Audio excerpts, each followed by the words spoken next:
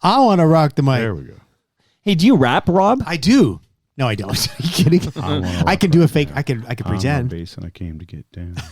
All right, here we go. Okay. Just I'm gonna think about it some. FOTMs, do you know what time it is? It's toast time. Toast, featuring Stu Stone, Cam Gordon, and Toronto Mike. I'll never get tired of that. Ignoring it. And it is morning, so toast would be appropriate. Yep. I like some toast. You should have brought us some toast, Rob. Buttered toast?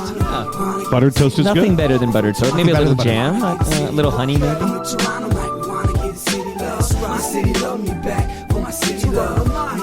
Welcome to episode 1699 of Toronto Mic'd, proudly brought to you by Great Lakes Brewery, a fiercely independent craft brewery who believes in supporting communities, good times, and brewing amazing beer.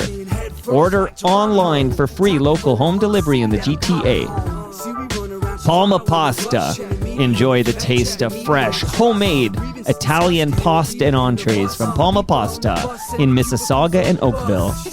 Yes, We Are Open, an award-winning podcast from Monaris, hosted by FOTM El Grego. Toronto Maple Leafs baseball. Christy Pitts has the best baseball in the city outside the dome. RecycleMyElectronics.ca.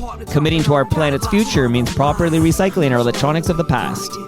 Building Toronto's Skyline, a podcast and book from Nick Iones, sponsored by Fusion Corp Construction Management, Inc. And Ridley Funeral Home, pillars of the community since 1921.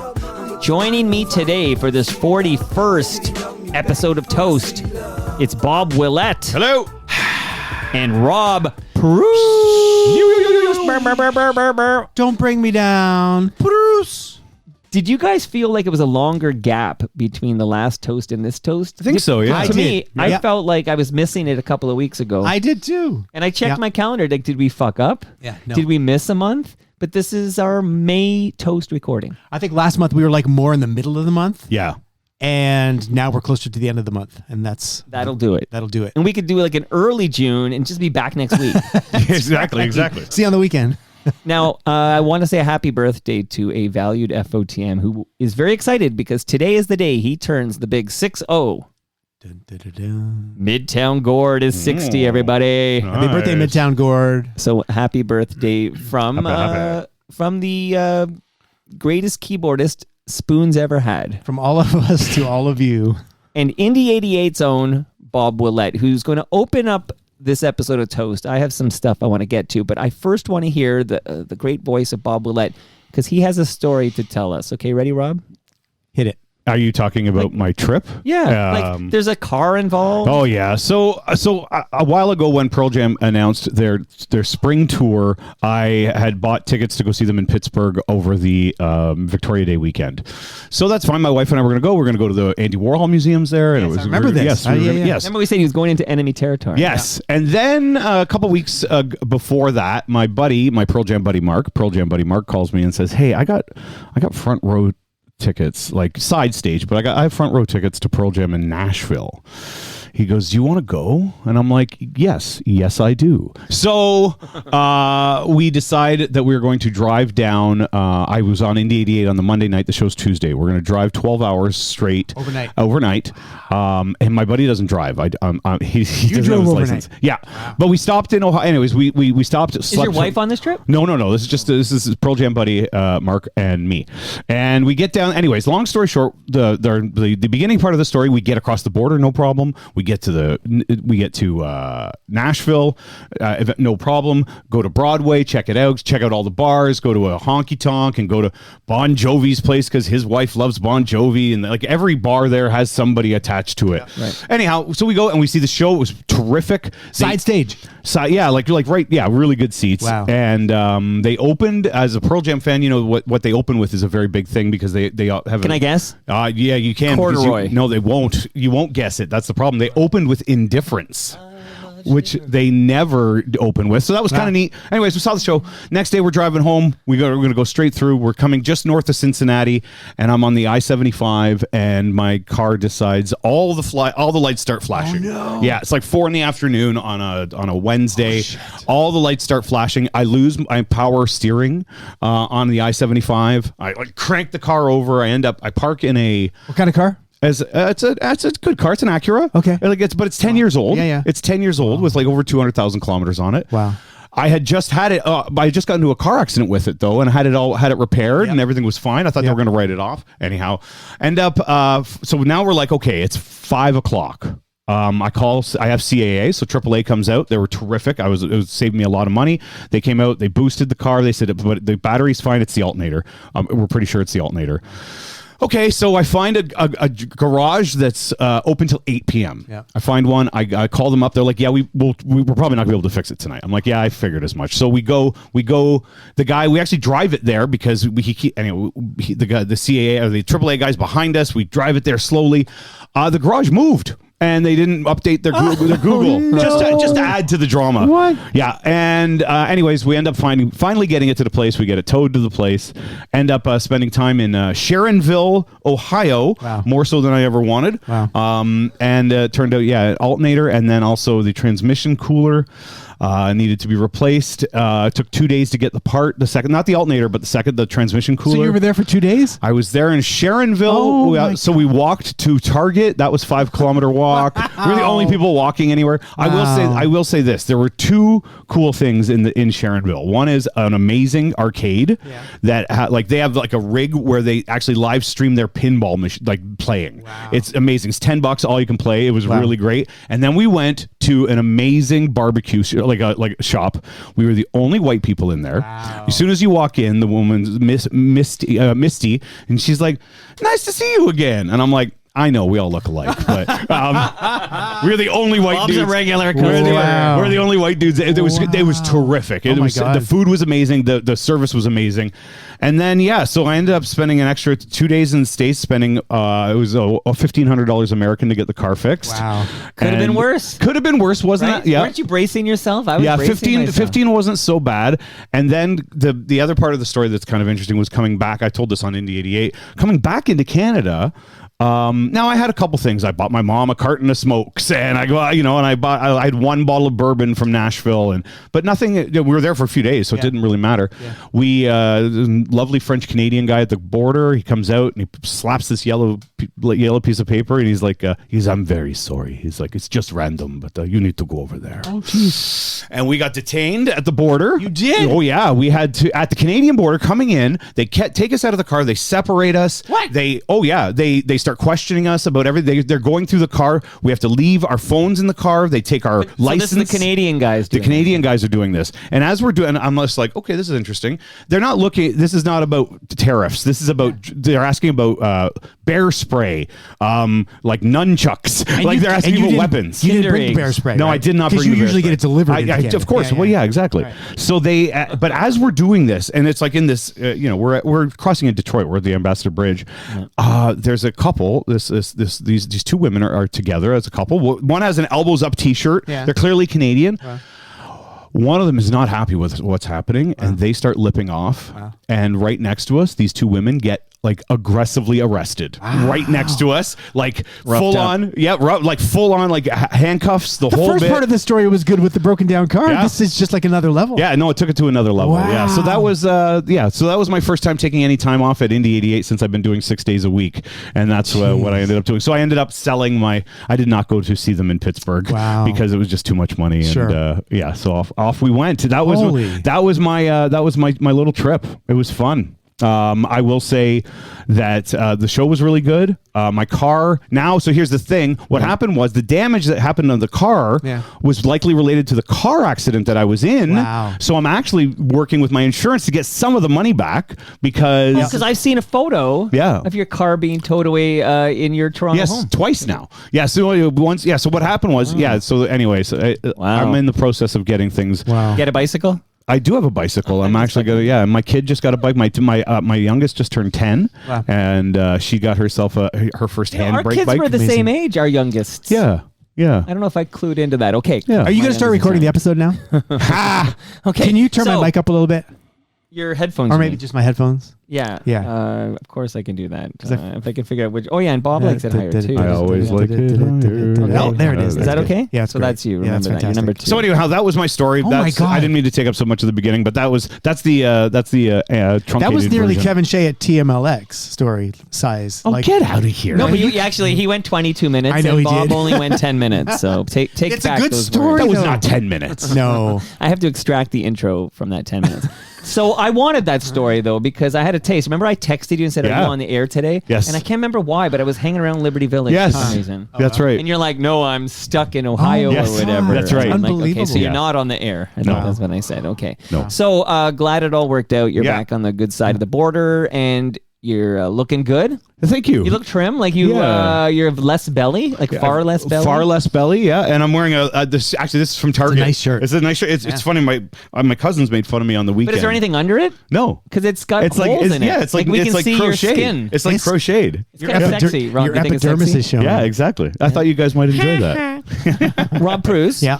How the hell are you doing? I'm good. It's my wife's birthday today, too. Oh, Another birthday on the Your wife and 26th. I have become friends on Facebook, and we've been Yes. talking quite a bit. Yeah. Are you nervous about that? Not Rob? at all. Ah, she's very excited to meet Bob. the world's She's colliding. lovely. But Hey, yeah, so are you married to Midtown Gord? That's what people are wondering. Oh yeah, that's true. May 26th. It's a good day for a birthday. There's lots of good. I mean, my wife is an FOTM. She's not. She's an Has FOTM listener. she ever heard an episode of Toronto Mic'd? All the time she listens. Ha. She tunes into the I don't live believe streams. you. Oh yeah, no, she does. Absolutely. What's her name? Her name is Leia. Leia. Okay, Yep. so happy birthday, Leia. Like Princess Leia? Like Princess Leia.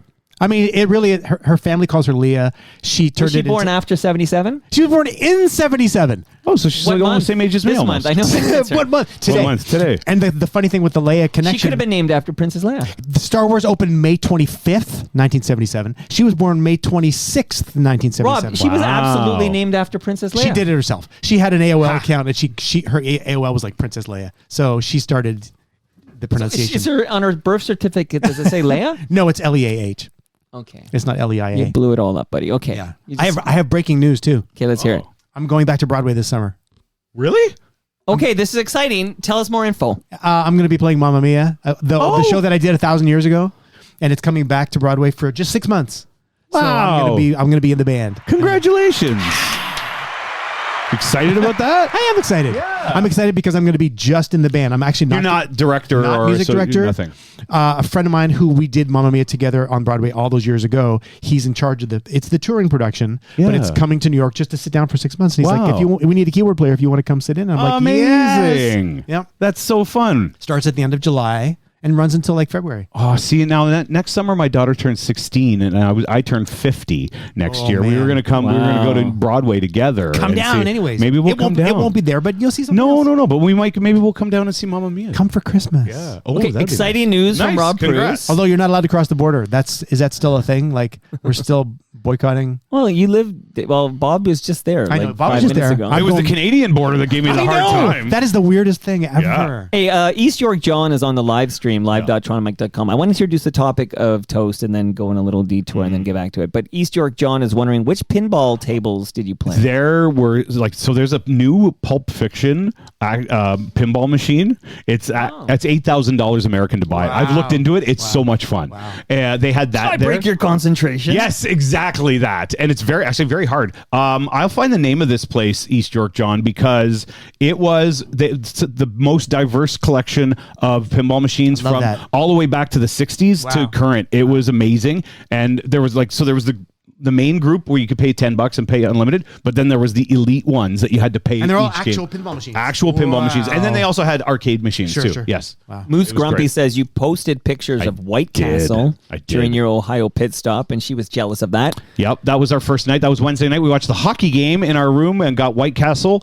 We also, if you want to know my opinion on Bob Evans versus Waffle House versus Cracker Barrel, I can give you that. 'Cause Wow. We did the tour of those places too. Wow. They charge 50 cents an egg right now because of the avian bird flu. Wow. Yeah. At Waffle House, it's 50 cents an egg Oh my God. extra on top of them. Okay, quick. For 1 year, off and on, people have sent me this audio and asked me if I know who's singing Oh, yeah. it, okay? And I know I went through this with you like a year ago, Rob. Yep. I'm sure Bob's heard it. But this is having a resurgence, like somebody else has brought it up. And by the way, I've talked to Ivor Hamilton and Scott Turner and people who might know from CFNY. So I just want to play a little bit of this song. They're calling it CIA. I don't know where that title comes from. But just listen for a moment and tell me if you have any clue who the artist might be.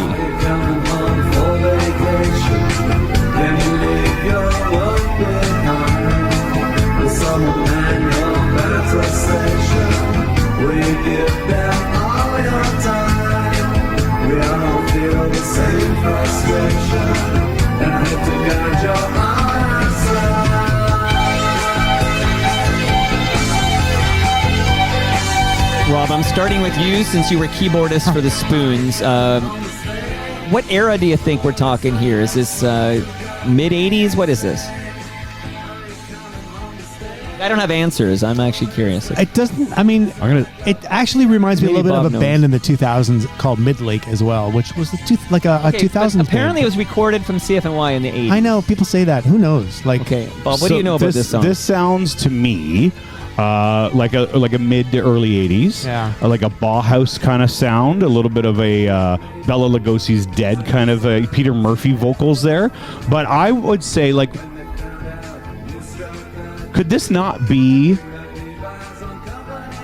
like this? It could be Images in Vogue. Like it could be like I don't know. It's got like that. Why do they assume it's a Canadian band? Because they heard it on CFNY. Yeah, and so someone recorded it off CFNY. Yeah. Has Dave Marsden heard it? I don't know. Back a year ago when somebody first came to me, I know I sent it to the usual suspects. Yeah. I'm sure David Marsden has heard Scott Turner heard it? Because it's for also, sure. you know, the thing is, Ivor for sure. CFNY used to have all their talent contests and things, and people sent in good recordings. This could have been just some this is band. not a great recording either. No. Like the quality's not great. Yeah.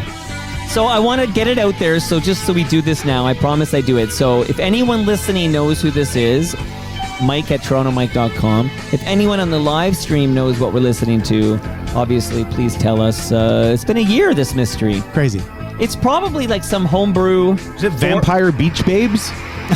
Do you know them? They're from the 90s. They're from the 90s. Hearing this part,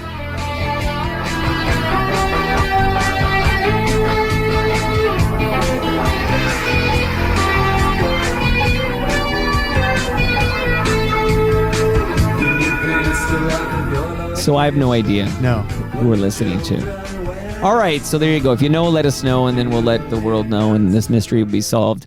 Hey, I wanted to...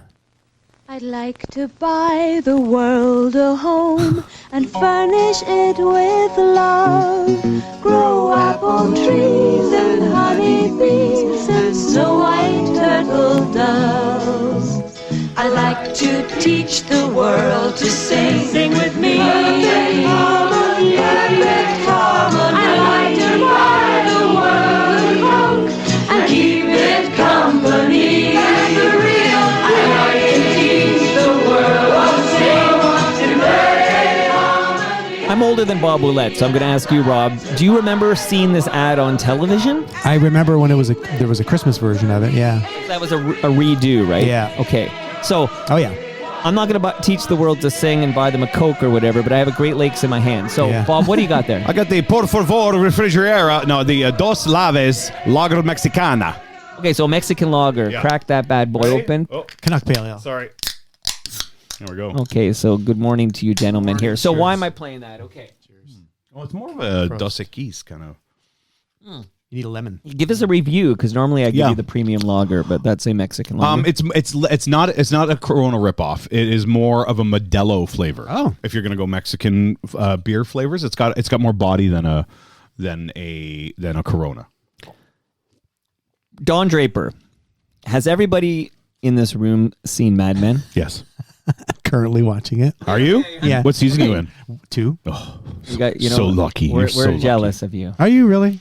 My top. Are you not enjoying it? I'm loving Well, it. yesterday in the not-so-secret WhatsApp group for FOTMs, I declared it my 4th favorite show of all time. I love that show. I've seen it multiple times. I'm really enjoying it. I don't know. I won't spoil it, okay? Don't spoil it. So I won't say any more about Mad Men and that ad for Coke. Okay, I won't spoil it. You're like that's the worst. Anyways, go ahead. No. See, I don't so even let's know. just No, you won't. It's over my head. pretend I didn't. You won't until it's fine. Pretend I didn't bring up Mad Men. Can you do that, Rob? Yeah, I am really enjoying That's it. a top 3 show for me. I think. Yeah, well, we're It's in the one same. one of the greatest shows. You ever. guys yesterday were like giving your top 5 shows of all time lists. And I'm like, what kind of people like? Somebody why do you have asked. such good taste? And like, you're so all serious. Like my top 5 shows are like Gilligan's Island, The Brady Bunch, The Partridge Family, and like it's like fun shows. And you've got all these serious like The Wire and bada. Yeah, well, we like what we like. I know you do, You but like schlop. I really do. More on that in a moment. I by sure the way. do. I like Schlop too, but I mean I'll be honest. One of my favorite shows that's not never listed is MASH. MASH would be on. But that's not slop. But no, it's But not. it's from the era of slop. Like I love. But it's not slop. No, I know it's true. Have you will- ever? I'll So there's fight that have you obviously there's a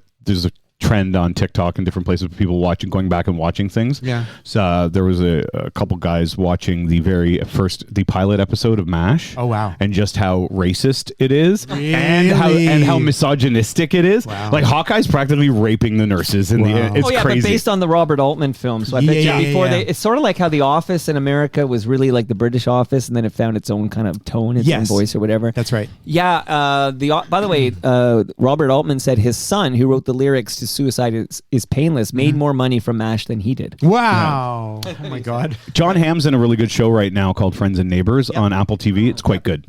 Okay, I love so- John Hamm. So again, we're not going to connect Mad Men to that ad we just watched. I but have can a tell John you- Hamm fun fact. My wife used to work Yeah. with him in a restaurant in LA. Yeah. Did that make you nervous? No, well before he did Mad Men, they were Yeah. they were waiters together. Amazing. Isn't that funny? Yeah. That's so He's a great. St. Louis guy. I know this. He's Yeah. like a St. Your Louis wife, guy. your wife was in LA. She did. I think she did Joseph in LA. She told me. yeah. I mean, she grew up in LA, but then she Yeah. was on the road doing shows and stuff Yeah. as well. But yeah. Because funny. my kid just finished her run of. Yes, how did it go? Yeah, it was very good. Was it? Yeah, it was good. She loves being on the stage. Good for her. Can't imagine where she gets that from. Before I say another word about that Coca-Cola ad, let's tell the listenership what the theme is for today's toast, which we're going to get to shortly. I don't I've been even thinking remember. about how to word it. So the way I word it is like this. We're kicking out songs we don't believe the average FOTM listening knows is actually a cover. Yeah. So the average listener of Toronto Mic'd doesn't realize the songs we're kicking out are covers, but we've done this on Pandemic Fridays, Cam Gordon and Stu Stone and I. So we're excluding anything we kicked out in that episode of Pandemic Friday, which I will, when we get to this, I'll actually read out what we kicked out quickly. Yeah. And you won't hear those songs, which are like songs you don't know are covers. So like, I can't wait to discuss whether does the average listener of this podcast know that's a cover? Right. Like, I can't think wait. that's the interesting part. Yeah. And So, yeah. by cover, you mean a re-recorded version, a song that was already previously recorded and released. It's not their original release. A cover is a cover. Yeah. To be discussed how Yeah. you qualify a Yeah. cover. Okay. So this jingle I just played is By the World of Coke, which a guy whose name is Bill Backer, he worked for McCann Erickson, probably a big firm in New York that Madison Mad Men was Avenue. based on, right? McCann Erickson there. And they had the Coca-Cola account. And they're at an airport in Ireland, an airport I've been to, which is called Shannon Airport, not to be confused with Sharon, Ohio, or where the hell Sharon, wherever the fuck yeah, Willette yeah, was. All right, is it Sharon? Okay, so basically there's an idea here. So I'm going to share a few fun facts about that jingle that you heard advertising Coke. Okay, so firstly, I'd like to build the world a home. This was the radio version. Furnish it with love. well, it's one of them. One of them. I remember it on the radio too. Yeah.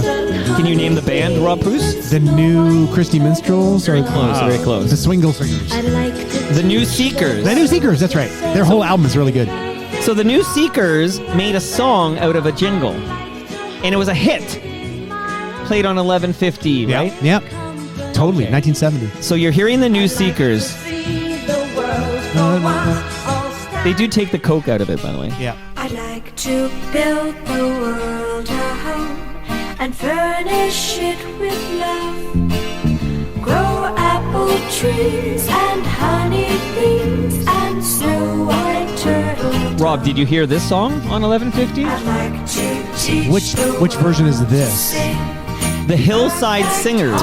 No, but I know of the Hillside Singers from other songs as well. I love this era of like cheesy music like this. Early 70s? Yes. It's my childhood. So the New Seekers are a British pop group, and they had a hit with this song, which is, of course, a reworking of the Coca-Cola jingle. And then these are the Hilltop Singers. Okay, wait, but did the jingle come first? Yeah, the jingle comes first. Okay, and I'm going to blow your mind in a minute where the jingle comes from, okay? And I have the name of the people who wrote it, which is a guy named Roger Greenaway. Yep. And Roger Cook. Two Rogers. Yeah, Roger and Roger. Roger that. Actually, I'm changing that. Fuck that. I got to get this right. This is very, very important. Very important. Roger Greenaway for sure. Yes, and Roger Cook. I'm going to stand by my initial fun fact delivery there. Okay. So, a couple of things, but on our way there, because this is primarily a Gen X show, though not necessarily.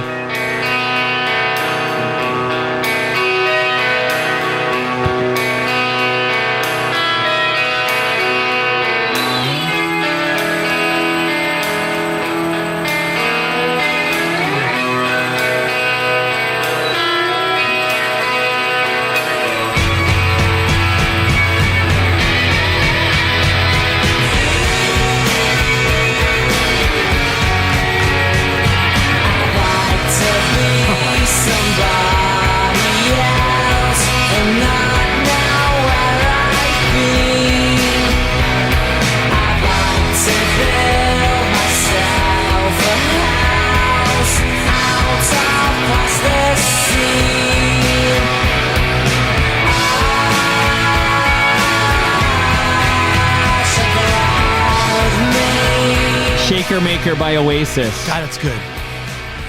90s jam for you, though. Same damn tune. It really is, isn't it? Absolutely. So, the Coca-Cola jingle that inspired the two songs that were hits in the early 70s, and of course, this Oasis song. Yeah. Amazing. Was based on a song. You ready for this? Yeah. Do it.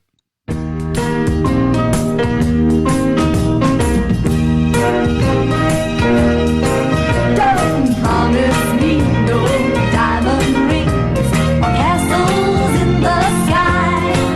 Just real life things like longing for true love and apple pie. I just don't need no fancy cars or no celebrity. Just a tumble down shack in the way out back is good enough for me. So Roger Cook and Roger Greenaway, they wrote this song called True Love and Apple Pie that was recorded in 1971 by Susan Shirley. Simpler times. I know, And it's they just took this song they already wrote and wrote new lyrics, basically. That's the history of pop music in those days, though. Like, if you back into the 60s as well, like, if you had a hit with a song, they would say, write another song just like that, and they would just change the word. It's like all the twist versions, all the chubby checkers, right? All the twists. I think Platinum Blonde did that. Situation Critical, right. And what's the other one? There were two back-to-back big hits on CFTR that were the same song, different lyrics here. Okay, so there you go. That's really cool. I'd like to buy the world a Coke. Well, we'd like to buy the world a Great Lakes beer. See, I love when you bring up things like this, because like now I'm looking up Roger Greenaway, and now my mind is getting blown by the connections that he's got. Well, tell me. Well, he wrote a song called Long Cool Woman in a Black Dress, which was a Holly song. Of course. He wrote that song as well, which to me is super cool. Yeah, you never know who's out there, okay? No, I love Shout out to the New Seekers, and shout out to the Hilltop Singers, and anyone who wants to get a hit from that Coca-Cola ad. Yeah. Coke, they must love it when, they took Coke out of the lyrics, but when that song's played on 1150 and costs Coke nothing, people are thinking of those hillside singers. For sure. Yep. Buying the world of Coke. For sure. It's so cool. You know, but I can't believe this version. This is the funniest thing. Like, they basically just rewrote the lyrics. Yeah, this was the original, so it kind of ties into our theme today. Yep. And I have another mind blow here, and then we're going to get to these jams we don't think people know are covers, okay? So, I think this is a mind blow. Could you play this on piano, Rob? Yes, and I have. I love the song. I bet you know what? Would you play it at TMLX 19? If you want, sure. Somebody's got to sing it. My daughter sings. Okay, get her up. Singing at Java Joe's on Friday. Settle down that you found a girl and you're married now. I heard that your dreams came true. So the mind blow, and then I'm going to ask Rob a question about the spoons, okay? The mind blow is, did you know this song by Adele, Someone Like You, is the very first song that is strictly voice and piano. There's nothing on this song but a voice and a piano. It's the first time a song that's only voice and piano reached number 1 on the Billboard Hot 100. Seriously? Really? Wow. This is the first time. That's amazing. Isn't it? Yeah, because you could think of 1,000 songs with But piano can you and voice. think of one? Yeah, maybe not. Well, if you could, then my fun yeah. fact would be wrong. Interesting. Wow. I know. So when I heard this fact, hold on. Here she comes. Never mind, I'll find someone like you. It's such a great song. I wish It is a great song. And she's a great singer. And I can't wait to hear you play this on piano at I will play TMLX. So can I just tell the listenership, TMLX 19 is June 26th from 6 to 9 p.m. at Great Lakes Brewery, which is 30 Queen Elizabeth Boulevard, down the street from the Costco in South Etobicoke. Rob, will you be there? I will be there. Okay. Come and see Rob play Someone Like You. Okay. Bob, I'll take Willette. your- I'll take Are requests. you providing a keyboard? I'll bring a He keyboard. brings his own keyboards. He did it before. Will Bob Willette be there? I think so. I don't see. This is huge. Here's the thing. I'm right now. Huge. I'm in the process of meeting with the owner of Indie 88 tomorrow Wow. to kind of solidify what my regular schedule looks like, because while we've been in ratings, I've been doing 6 days a week and been doing a bunch of extra stuff for them. So one of the things that I might have is Thursday nights off. So we'll see. Unbelievable. We will see. You could bring back the Thursday 30. Can I make my merch suggestion for you? Oh yeah, now? please do. Yes. Because when I've listened to you in the last couple of days. Yeah. And they've even got a jingle for you now. Yeah, they got a couple of ideas. It just says, "It's Bob." Yeah. Which is what you say. It's Bob. It's Bob. Why don't you make It's Bob t-shirts? I could. Yeah. And we need like a caricature of your face. No, nobody needs that. Yeah, they do. No, nobody needs There'd to be see something my really face. fun. It would say, "It's Bob." It's Bob. And it would say Indie 88 and I all do the say it's things. Bob. Yeah. No, it's true. Yeah. I like that. It's Bob. Yeah. It's you. Yeah. Remember, like Bob was a thing in the late 80s, Yep. early 90s, like Yep. like Bob Loves Doritos Yep. and all that. And where's Bob? Yeah. Was the big- What's the Richard Dreyfuss, Bill Murray? What about Bob? What about Yep. Bob? Yeah. That's right. It's a good movie. I have a fun fact on this song now too. Yeah. Because now you always make me interested to like find songwriters. what I Co-writer do, of buddy. this song is written by Adele and Dan Wilson. You know who Dan Wilson is? Does the band Semisonic mean anything Of course. to you? Oh. Semi-charm life. No. Closing Time. Oh, yeah. It's all the same. You know what? Hey, did 'Cause you- they both have semi in the name. I got them Yeah. confused. Did you hear that one time, just recently, the Gin Blossoms played a whole set of Goo Goo Dolls music just to see if My anybody wife just noticed? told me this. Is it really true? No, it's a joke. Oh. You know. It's a meme. It's becoming difficult I believe it. It's a to meme. differentiate No, it's a between silly. parody and reality. We can't tell Oh, anymore. yeah. Like between what's real and what's not Somebody real. posted in the group about a screen cap of Fox News saying Bruce yeah. Springsteen can't That's right. call him, but it was Yeah. so clearly yeah. That's parody. I talked about that on air. I was like, Yeah. I literally had to Google like, is Yeah. this? Did they actually It say was he the White can't call House himself speaker. the boss? That's Yes. Yeah. Oh. The Chiron was off too. I mean, you know, it shouldn't pass your sniff detector, but okay. No, but Next still. thing you know, there'll be robots But the making fact music. is, the president of the United States posted a video of him hitting a golf ball and virtually hitting it into Bruce Springsteen falling down on stage. He posted that. I saw that. actually happened. Oh my God. Not that he actually hit him with the golf Yeah, ball, yeah, yeah. but he posted the stupid video. We live in interesting times. Okay. End of. Do you know who's going to feed us at TMLX 19? I'm gonna bet. Does it rhyme Bob with gets one guess. Does it rhyme with Palma Pasta?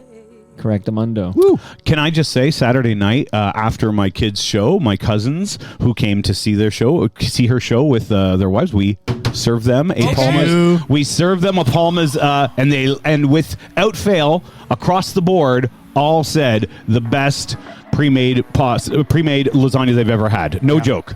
Peter Gross agrees. Yeah, they said there's no you couldn't even tell that it was. I'm not like you couldn't even tell that it was a frozen lasagna. Len, what's up with Len? Okay, so I had on the show since It's you not a guys were cover. last year. I had not a cover, but we'll get to, there's a sample in there. But Brendan Canning. Oh, right. Of Broken Social A Scene. Broken Social Scene in Head and other bands. But he was part of this Len group when this was coming on. He was doing DJ stuff. You can hear his voice on the album version of Steal My Sunshine. That's really cool. I'm sorry, Popping at Brendan the beginning. Canning's on this song? That's so In cool. the album cut. This Yeah. is the radio cut. Wow. Yeah. So he was in here. We talked about it because That's hilarious. he's talking to. There's two guys talking. He's one of the guys talking. Wow. But he's claiming he introduced to Len the sample that makes this song. Because if you take the sample out of this song, it's not the same, right? It's not. So I will just have a quick moment to give some props. We'll just put it in the background here. Because this song gives us Steal My Sunshine. Well, this is like, it sounds like Scissor Sisters. Wake up. They sound like this. Yes, exactly. Yeah, no, yeah. Yeah, it does start funny, this song, because nobody knows this opening here. Such a great song. Oh, yeah. So I'm going to drink some GLB, and then I'm going to tell you a few things, and we're going to get to our toast jams.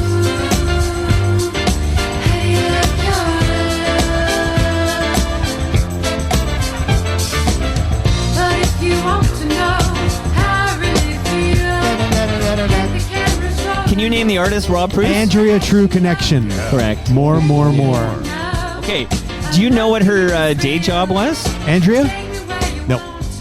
Bob, do you have a clue what Andrea True's day job was? She worked at Dairy Queen. Did she? No, I don't know. I just made that up. No, I just made that up. Porno actress. Really? More. You might know her better, Bob, as Inger Kissen, Singe Low, Sandra Lips, Andrea Travis, or Catherine Warren. Well, you know, I am the expert. No, I'm not. Wow. But she had a little parlay into the disco music, and in 1976 she had a hit with this song. In a moment, I'll turn it up for the huge sample that makes... Such a great song. And so Brandon Canning is taking credit for the sample? Because he was doing DJ work for the crew there. And the guy, Nori, is a part of this story, Craig Nori. But he introduces this song to Len. Wow. And next thing you know, they're sampling it heavy here. It's coming in a moment here. But this song went to number 4 Oh, yeah. on the U.S. Billboard Hot 100. It was And a big this hit in song- Hamilton. This song gets stuck in your head. Yeah. Where I've been going more for the last few weeks. More. Wait, here it comes. Hold on. Here comes the trumpet. It's like Love Boat.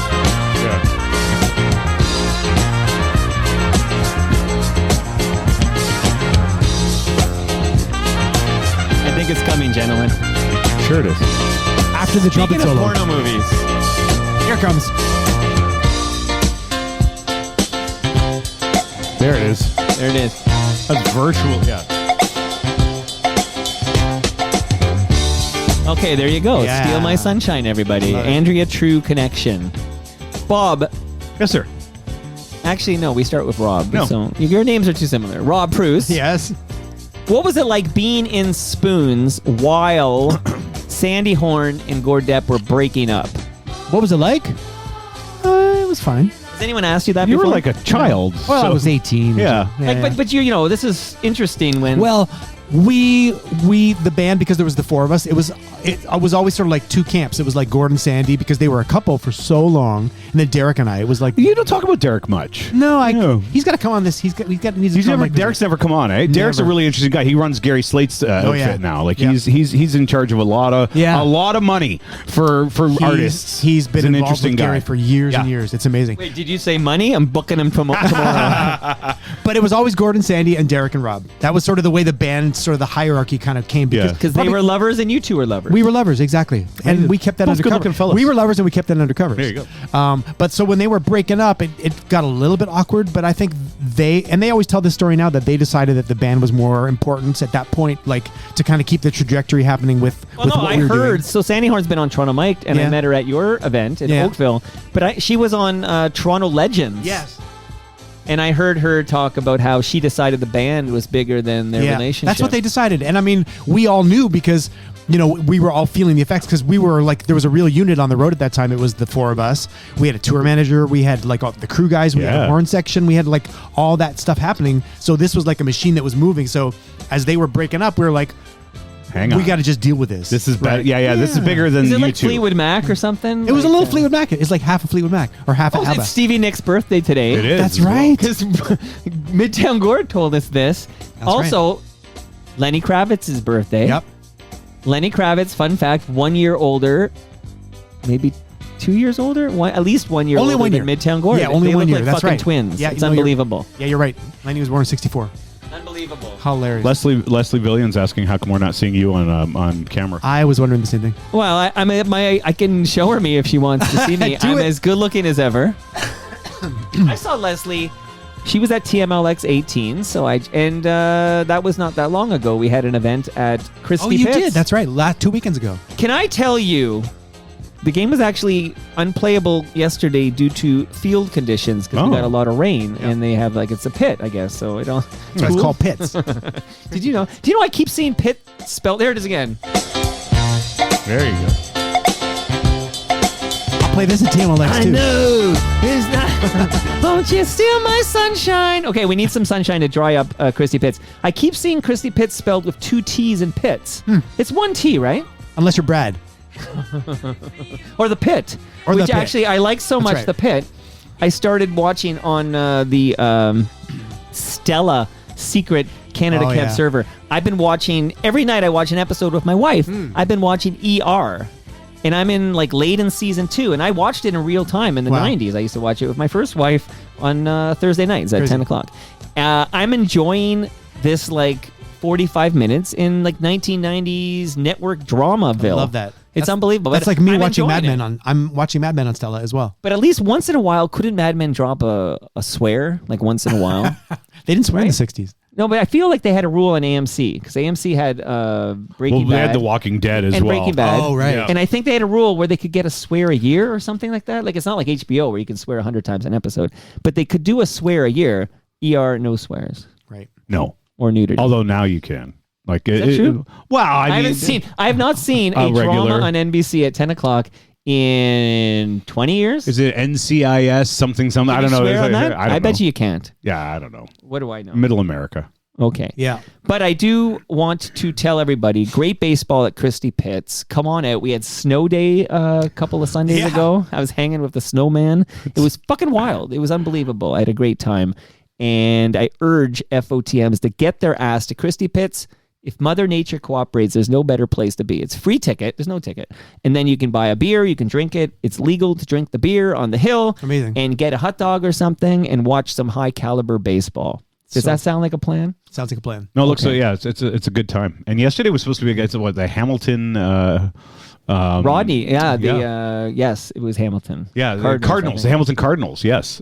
But I don't think they played. Okay, but they'll be back, and you should come out to Christie Pitts and check it out with me. Okay, let's get to some fucking toast jams here, Toast boys. Any words to say, Rob Preuss, before your first song? So we're going to do this, okay? I was going to ask about the order. Yeah. We're going to play the hit. Yeah.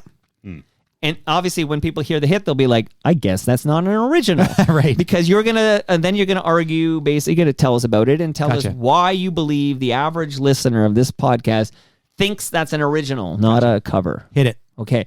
Hit it!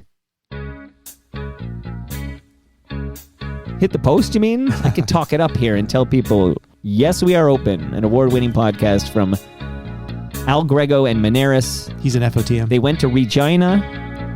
I'm going to get back to the AI. I didn't hit the post. I fucking suck. That's why Indy 88 won't. I don't get a meeting with the owner of Indy 88. It's brutal. Should be embarrassed. I am embarrassed. I watched it happen in real time. But you do. I've seen Indy 88 set up. There's a countdown clock. I don't have any fucking countdown. You don't have a countdown. I don't need one. Okay, we'll cover it up with black tape and see how you do. I'd be fine. With this song? Yeah. Sure. You just feel it, man. He's the 90s alt rock. Just feel it. Okay, here we go.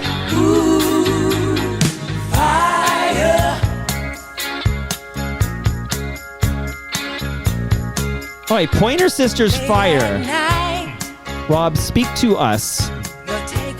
It was a big hit in 1978.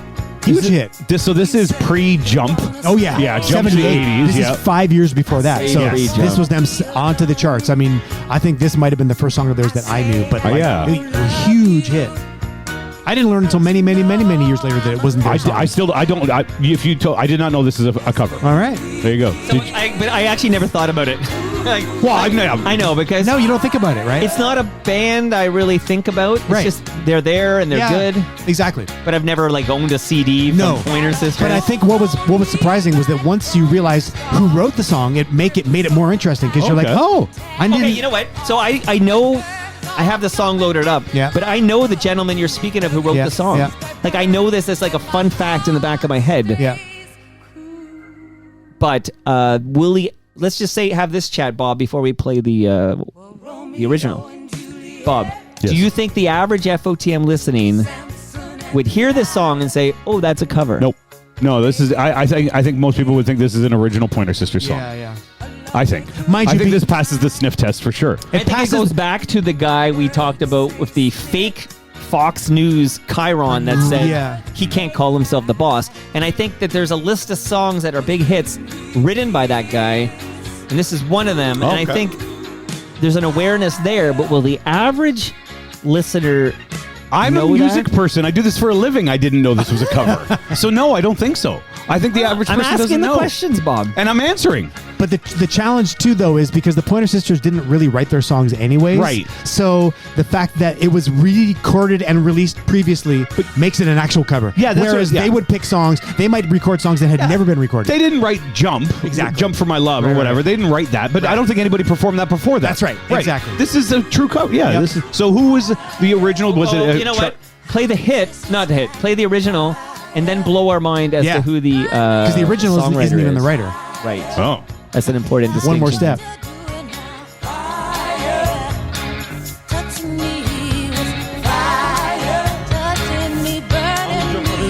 Not.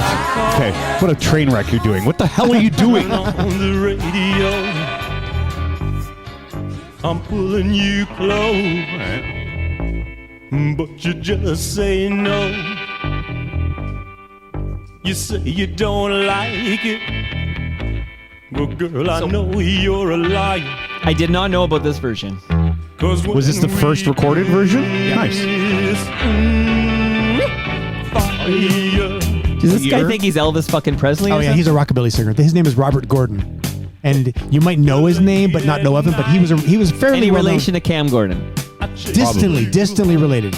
Like if you do, What year? No. 23andMe. I think there's in the back. Yeah, What year is this from? 78. So almost like not much This earlier. happened a lot back in the day where songs were released at the same time with two different versions. People would The hear a last time- song, yeah. and then they'd say, "Oh my God, that's amazing," and then they would The quickly last do time it. that kind of happened in pop culture was like more like All for One and John Michael Montgomery. That I Swear. Yes. Do you remember that? Like Yes. the R&B Yeah. and the country version. Absolutely. That was in the late '90s or mid '90s. It happened with the Coca-Cola jingle Yes. we were talking about. Two Yep. bands recorded it, had hits in the same time period. You're really pushing this Coca-Cola jingle today, man. What's up with that?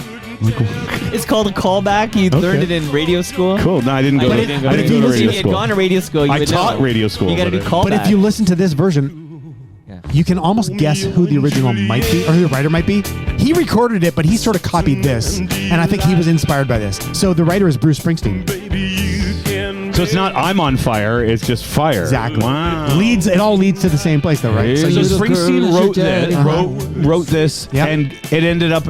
So how does that happen? You know, like how does he write it? He never records he used it. to give Never away a recorded lot it. of his songs, Yeah, right? well, because what happens is when you're a songwriter and your career is blossoming, you'll have a publisher who will say, "Give us songs," and then the publisher is trying to sell the songs to artists. Right. Because the Night is the biggest song Patti Smith ever had. Exactly. And that was a year before this, even 2 years before Manfred this. Mann went to #1 with Yep. Blinded by the Light. Yep, exactly. So it's that same era of Springsteen. As he was breaking through in his own world, Right. he had these I'm hits. glad I'm this not on other thing. camera because I think I'm all emphatic over here. right. I don't know. But you guys can see me. I don't know what character that is. Manfred Mann. That's my Mark Weisblatt. But Springsteen recorded the song, and it came out like only 10 years ago. See, now that you're saying it, Yeah. I feel like I actually somewhere in the back of my Yeah. mind that existed. probably heard it, but yeah. I didn't know. Blinded by the Light, Because the Night, Fire. These are the songs we know are hits for other artists Yes. that Bruce Springsteen wrote. Yep. But that I like this opening, and I think That's the great. average FOTM is learning today that Pointer Sisters song Yep. was a cover. Were they really sisters? I think two of them were sisters. There were definitely sisters in there. Not sure about the points. What the point was? The point. What's the point of it all? Nobody in the Ramones was named Ramon. Except none of them. But Ramon? There were no Ramones. This is the mind blow. There were no Ramones and the Ramones. Okay, take that to the bank and smoke it or something like that. Okay, so great start, Rob Preuss. So we've laid the groundwork here, and now I'm telling you, this is good. a banger. You ready? Can I dive in, or do you want to say something? No, just do it. Oh, it's a good one. Oh, crackle and pop there. Ladies and gentlemen, this is Mambo number 5.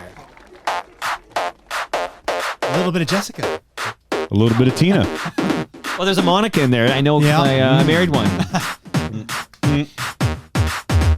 1, 2, 3, 4, 5. Everybody in the car, so come on, let's ride to the liquor store around the corner. The boys say they want some gin and juice, but I really don't wanna be a buzz like I had last week. I must stay deep, cause talk is cheap. I like Angela, Pamela, Sandra, and Rita. And as I continue, you know they're getting sweeter. It's like Romper Room. So what can I do? I really bag you, my lord. To me, flirting is just like a sport. Anything fly, it's all good. Let me jump in, please sing the trumpet. A little bit of Monica in my life, a little bit of Erica by my side, a little bit of Rita's all I need, a little bit of Tina's what I see. This is a bop. This is a bop, right? Huge. 1999. Yeah. Yeah. Yeah. He. Did you know Lou Bega's German? No. Yeah. You know what? That's the fucking That's the mind blow right there. Lou Bega's German. I did not know that. Yeah, and this song is good. I think full circle of like when it came out, it was so massive. Yeah. Kind of like in that same era of like Right Said Fred, I'm Yeah. too sexy, Yeah. and like it's like a parody song or like it's a not so Satire sort of. yeah. So. And it got so big, and then everybody hated it. I think people love it now. I love it. I actually think people. I loved it back then. If you play it at a wedding, people still go nuts for Is it. it like Macarena adjacent? Yeah, I would say so. I would You say know what also makes me think of? Do you remember the song Lucas with the Lid Off? Of course. I play it whenever Lucas Ionetta comes to Really? a TMLX event recording. Actually, I don't know it. You probably would if you heard Catch it. a vibe, catch a vibe. Whoa, it's Lucas with the lid up. Yeah. Novelty song. It's That's a the word I'm novelty. looking for. Exactly. Novelty song. Yep. Not parody. Yep. Novelty song. This is a Yep. novelty song. Totally. But yeah, so so he releases it in 1999. Yeah. There's a 5-minute extended version, a radio edit. Huge hit, like all around the world. It actually did it go to number? It went to number 2 on the Billboard Hot 100. What blocked it? Do you know? I don't. I didn't. I What didn't, year? I didn't go. 99. April of 99 is when it was released. So Blocked by "How You Remind Me" by Nickelback. yeah, there you go. Or Backstreet Boys or someday or something. Yeah. Or so this is we could have this is up for a conversation now. The original song is by a gentleman by the name of. Well, do you want to play it? Yeah, sure. It's by Damaso Perez Prado from 1949. Wow. And it's called Mambo Number 5. It is.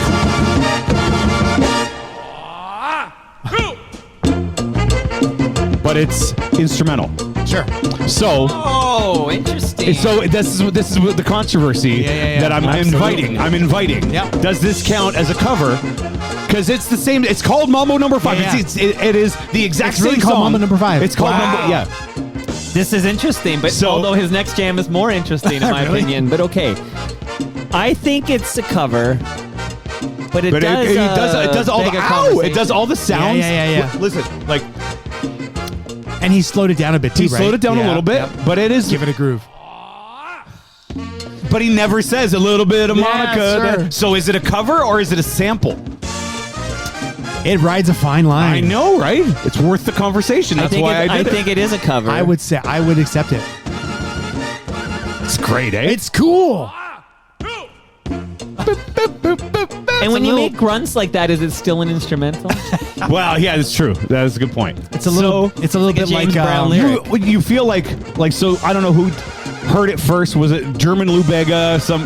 Heard this and said I'm going to put these lyrics on top of it, and but it still has the same feel. We have a ruling from the birthday boy. Oh yeah. Lenny Kravitz says, just kidding. It's Midtown Gord on the live stream who says, yes, Bob, this counts. Oh, here's words, but different words. Mambo. Mambo. Sing. He's saying 5/5. 5. You know what? Now I'm not as sure because they threw words in here. It's called Mambo Number 5. Is both are called the album that this guy did, this Perez Prado, is called A Little Bit of Mambo.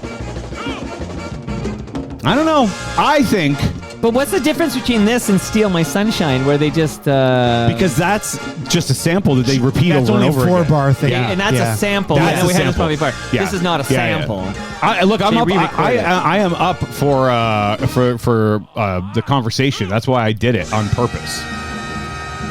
Anyhow, it's Rob, good. what do you think? I would accept it as a cover because I think so. He must have given this guy a credit as well as a co-composer of the song. So he's only covering the melody. He's totally covering. Of course, he had to. No, he's totally got the co-write. Well, he's added on top of it. So he took an instrumental, basically wrote the song around the instrumental. But when you hear a modern song and they got like they got an Elton John song going, and then it's whatever Dia Lupa is going into something else or whatever. Dia Lupa. What's her name? Lip Dupa. What's her fucking name? Love it. What's her Lip name? Dupa. Dua Lipa. Lip What did I say? Dia Lupa. I don't even know what you said. It was amazing. I call her Lip Dupa. It's like when John Travolta said the chick who sings Frozen. Oh yeah, Adele Idina Menzel. Dazeem. Yeah. That's pretty Adele Dazeem. Okay, but Do you know her? No, you never met. No. okay, she has she's in that movie my daughter took me to, which I should know this. It's the Wizard of Oz movie. Wicked? Yeah. You're like, what? How do you know it. her? So anyway, so I think I did stay for the whole thing. I think that this. I think it's a cover. I think it's an interesting. I'll keep cover. it. I think it's a cover because with an interesting angle that he added those lyrics to it. Yeah. So it's like an enhanced cover. It totally or is. something. Yep. Anyway. You know what I never did? I never said what songs are excluded. do the Tobias list. Vaughn does chime in to say, if a cover where lyrics are changed is still a cover, then why not lyrics being added? Music is just as, if not more important than lyrics. Okay. What? One more time in English. I just can't read. I get it. My apologies.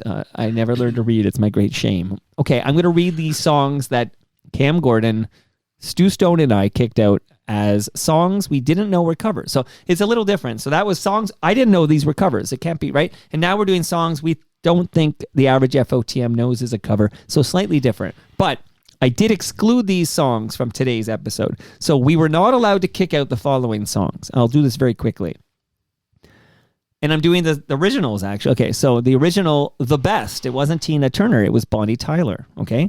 I've Got My Mind Set on You. That was what I was going to do because I didn't know that. It was like a 50s song I just or something, recently right? found out Isn't that was crazy? yeah. James Ray did it, Right. okay? Video Killed the Radio Star. That's not a Buggles song. That was Bruce, Woolley, and the Camera Club. Yeah. Everybody knows them. All right, ready for this? The Crying Game. A cover. Boy George. Not Boy George. Yeah. It was a guy named Dave Barry, okay? Love Buzz. This is a Nirvana song. It was actually Shocking Blue. Angel of the Morning was originally by an artist named Evie Sands. Okay. Saving All My Love for You is not a Whitney Houston song. George it was by close Marilyn McCoo and Billy Davis. Oh, a little solid gold action. Yeah, right. Mamas and Papas, you're covering California Dreamin'. Ooh. That's not Really? your jam. That actually belonged to adjacent artist Barry McGuire, who did Eve of Destruction. right, which I still dig. Eve of Destruction, absolutely. Gloria Oh, was yeah. actually by Umberto It's Tozzi. an Italian song. Right. Yeah, I knew that. Yeah. What a Man is not a original song by En Vogue. It is Linda Lindell. Never Ending Story is a never ending story. That's a cover. Lee Mall. Really? Right, Lee Mall. He's got it. Oh. Okay, this is gonna be coming back later. That's a teaser, okay? Heart and Soul. But wait, you glossed over Le Mans there with Okay, I didn't know I was. I said I was going quickly. What do you want to say? No, Le Mans is the original. What's the original? I just have Le Mans the original. I only have the. No, Le Mans the cover, right?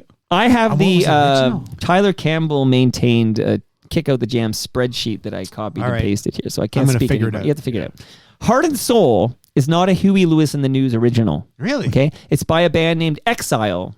More on that later. Exile, the Kiss You All Over? Exiles and Kiss You All Over, Exile? Possibly. Obsession. You're my obsession. That's Michael DeBar and Yeah. Holly Knight, okay? Yeah. Don't Turn Around. That's not Ace of Base. That's a Tina Turner song. Ace of Base is covering it. And ready for this? I hope you're all sitting down. But Milli Vanilli, Girl, You Know It's True. That's a cover. What? A band named Newmarks with an X at the end. So all of those songs that we didn't know were covers, we kicked out, are ineligible for today's toast. You know what's interesting? I felt like we had already done this topic ourselves, but it's because I did one song like this a year ago. We did I don't remember what the topic was. Kick Out the Jam, maybe? We did a kick out. No, it wasn't a kick out jam.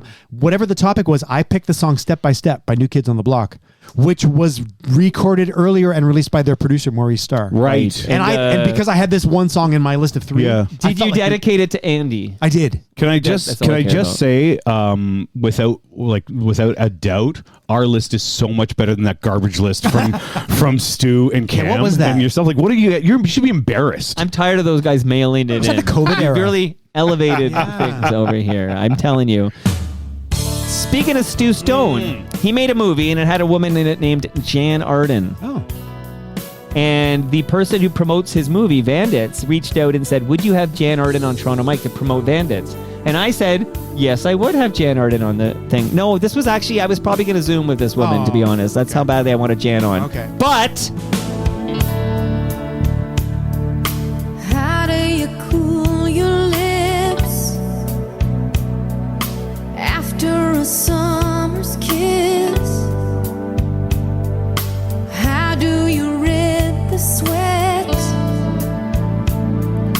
after the body bliss? I tweeted, I was on Twitter at the time, and I said, hey, Jan Arden coming to Toronto Mike soon after this engagement with the PR person.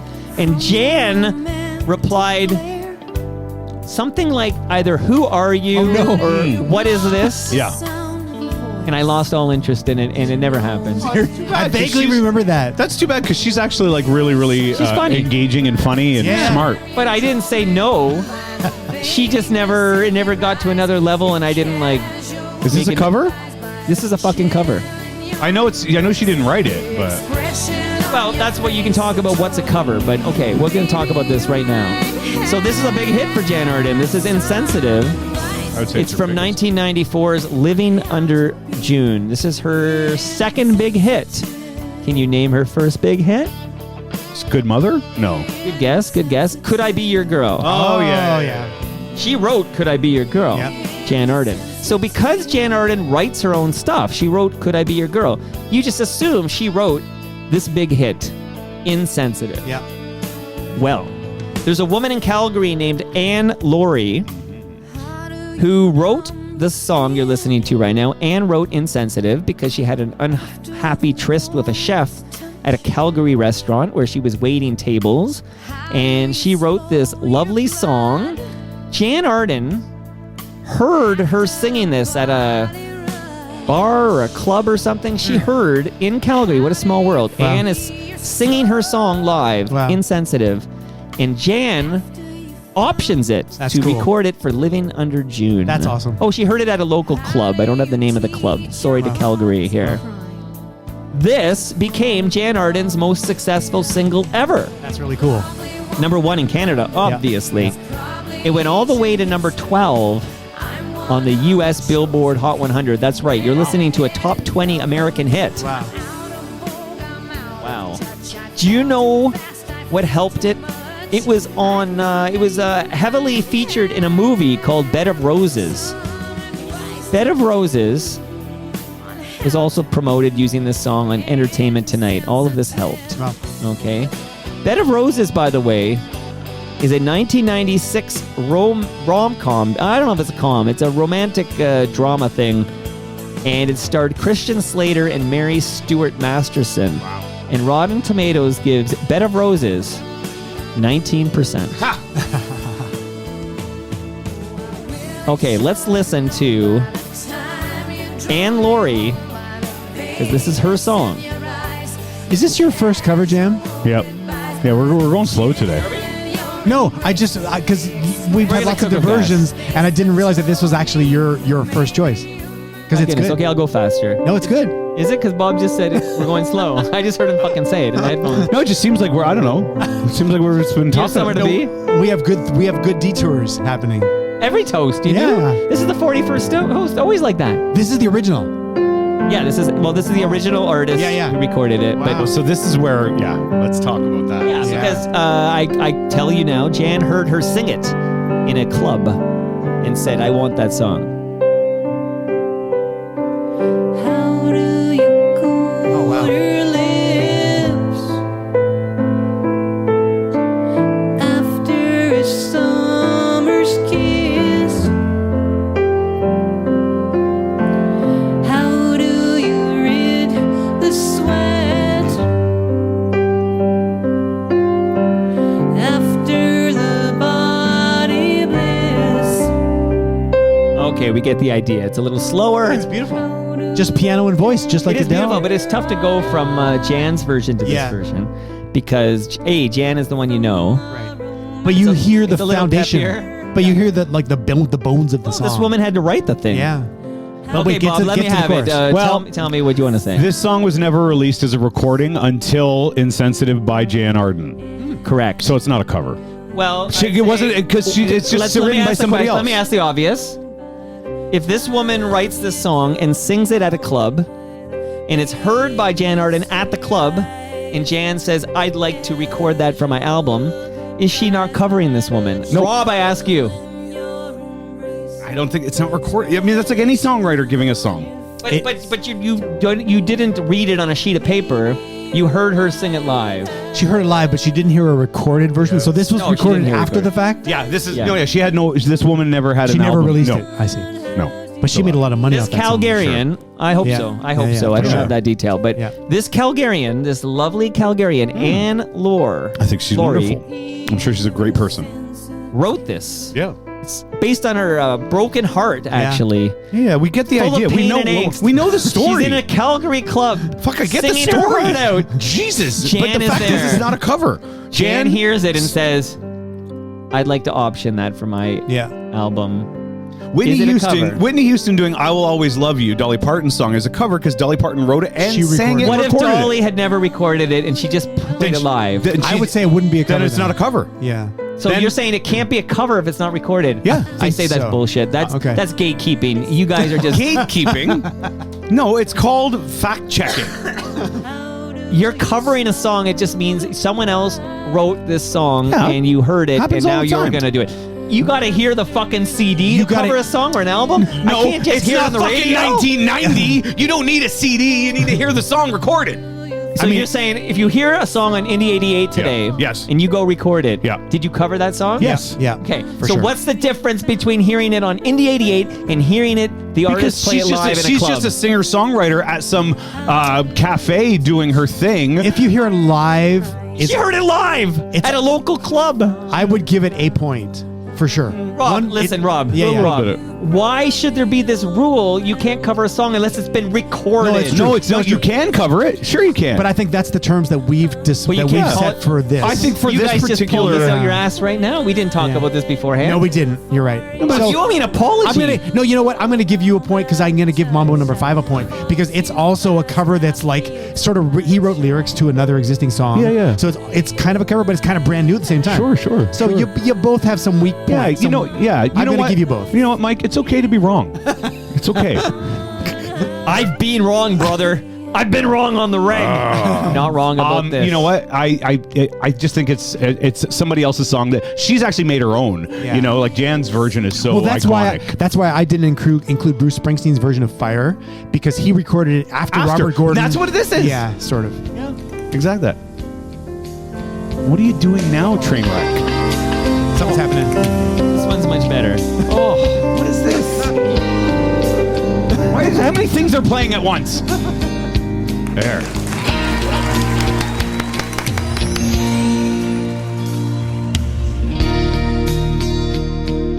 How do you cool your lips Oh, who's that? It's a live version after a summer's kiss? from The Voice or something. Or How do you This is Leanne fucking Rhymes, you there two. you go. Name checked in a #1 Billboard Right. hit. after the body bliss? Birchmount Stadium, home of the Robbie. How do you This is Leanne Rhymes, okay? And she put this on a late 90s album. I'm sure it sold a ton of covers. So she covers this song, and she changes a lyric. I just thought it was fun to tell you the change. You want to hear the change? Yeah. So Jan sings, "How do you teach your heart it's a crime to fall in love again?" Jan sings that line. Yeah. How do you teach your heart it's a crime to fall in love again? Leanne Rimes sings, how do you teach your heart it's time to fall in love again? So Leanne changed it from it's a crime to it's time. And that is my final fun fact about Insensitive, which is used in Bandits by this non-FOTM Jan Arden, who doesn't know what she's missing. Tobias Vaughn, Bob's right, not a cover. Leslieville, agree, not a cover. They're wrong. I'm going to block them. That's a punch. That's a punch. What else you got Lots there? of bands hear demos of a song and record it, but it's not a cover if the demo was not released. What if they heard it live in a club at Midtown, Gord? Thank God the camera's not on me. I've got foam coming out of my nose. You do. You are living. A for Turning effort, red. Mike. A for Getting effort. angry. Yep.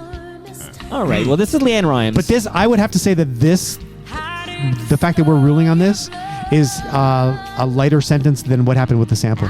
Remember the sample? Oh, well, no, that was a huge L for Let's him. move on now. That was a huge L for him. Preuss. Yeah. Let's move on from That was an epic L. That might have been the biggest L That was ever the on biggest. Toast. But you keep it up really well other than that one. Leanne Rimes was name-checked in a Billboard #1, the second Canadian rap song to go #1. Amazing. After, Yep. what song went to what Canadian rap song went to #1 first? Informer.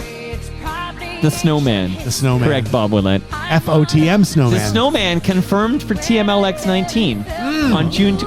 I want a photo of the Toast crew with the Snowman. I'm going to work up a version of Informer on the piano, and we should do it together. How about that? He'll do it. He'll do it. I'm going to work it up. I've never met Snow. I actually would look forward to meeting him. I would. You'll love him. Yeah. Nick Iones wants me to charge admission to TMLX. I know he 19. does. He's a Scarborough guy, right? Like Snow is originally. North York, I want to Oh, is say. he North York? Okay. Where's Fairview Mall? Yeah. No. So Don Mills. Yeah. So it's technically Scarborough. Scarborough. Okay. Yeah. One Scarborough. side is Scarborough, North York, Scarborough. which is like one. It's the Don Mills 25 bus away from where I He's grew right up. beside Applebury. Appleberry. I don't know. It's right beside Fairview, but that's out of my comfort zone. That's my area. Okay, you're going to do my song Yeah, let's next, go. right? No, he's supposed to keep I'm talking say about this something about Nick goddamn- Iones real quick. Oh, yeah. So, how much should I charge for TMLX? 19? $85. Plus like a. And I don't think you should charge anything. Ticket. Or you know what you should do? You should make it a donation thing for like a charity. No, Like, Yes. the Human Fund. yeah. I need another kayak. Right.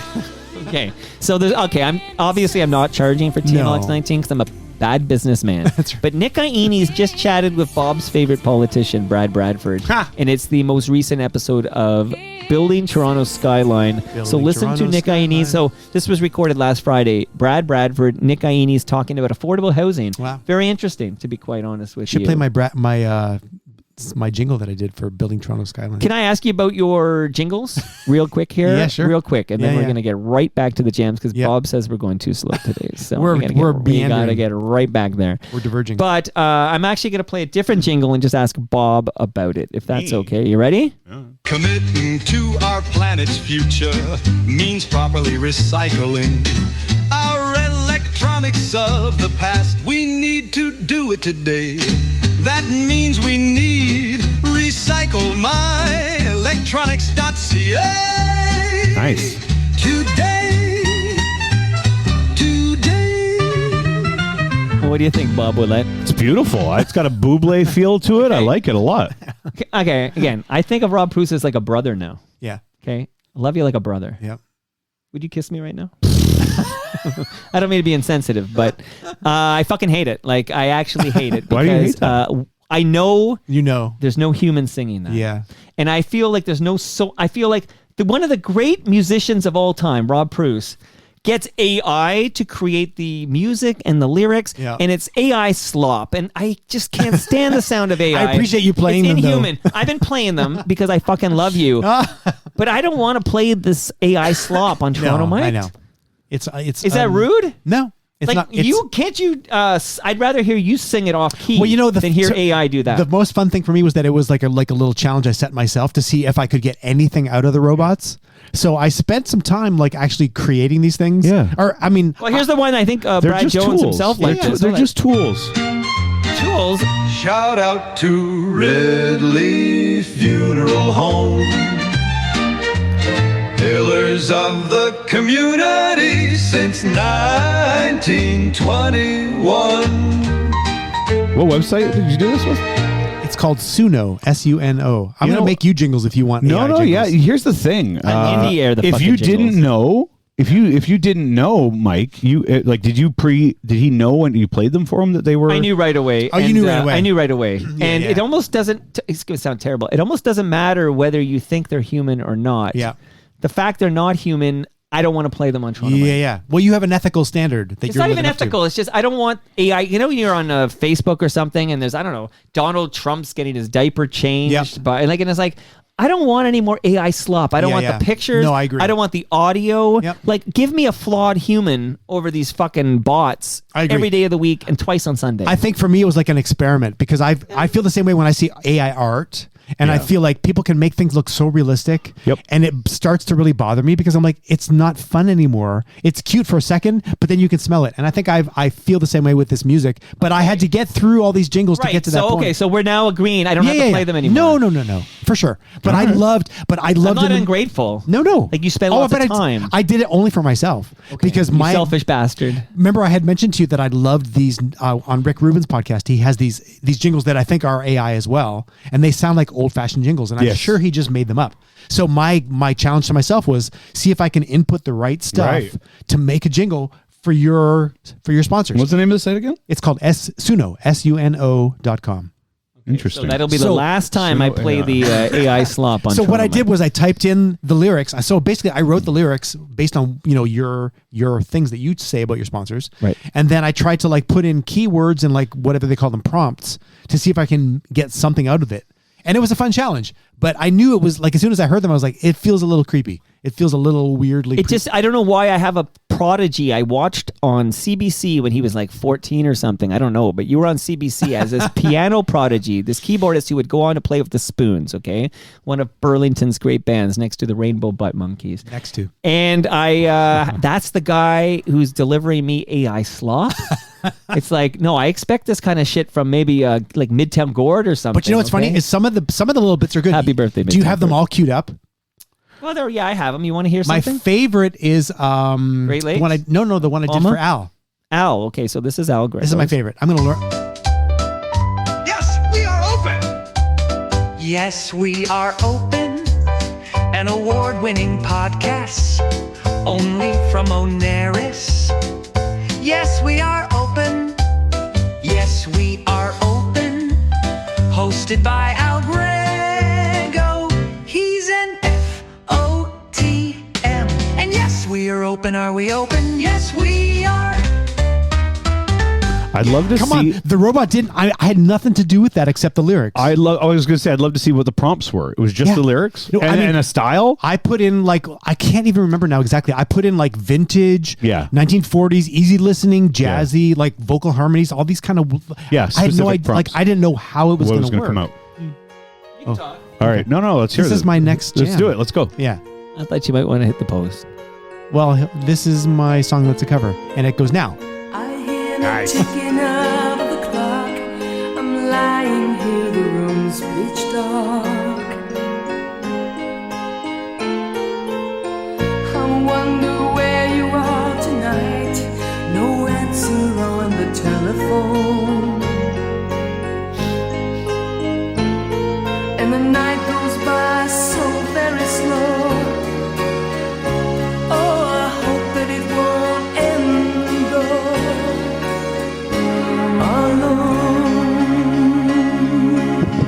Oops. I was air drumming.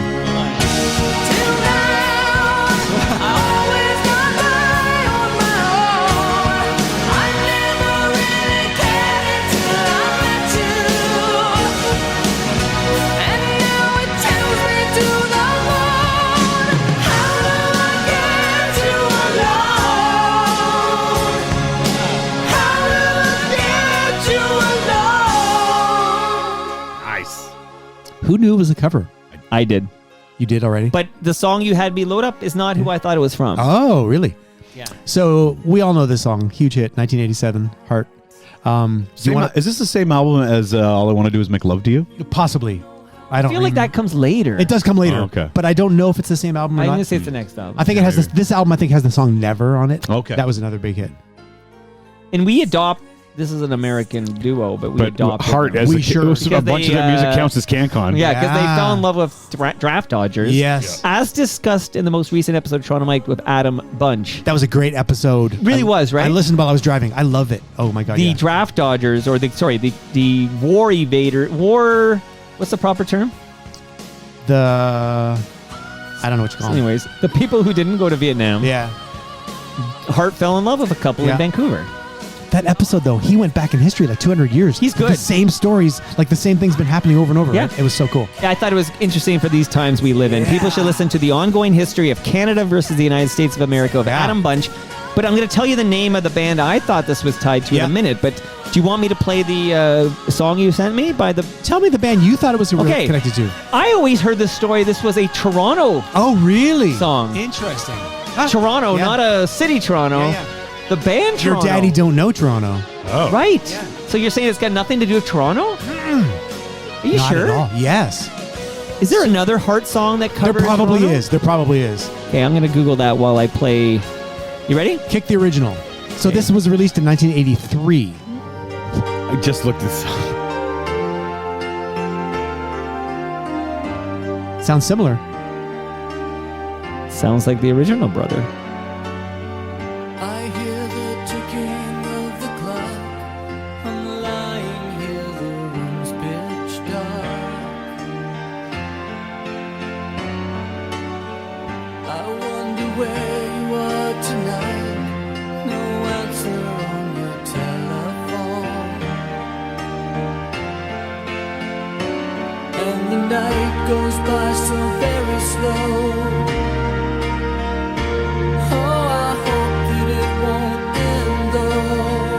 What About Love Oh yeah. is the Heart song covered from a Toronto song. So pick it up, Rob.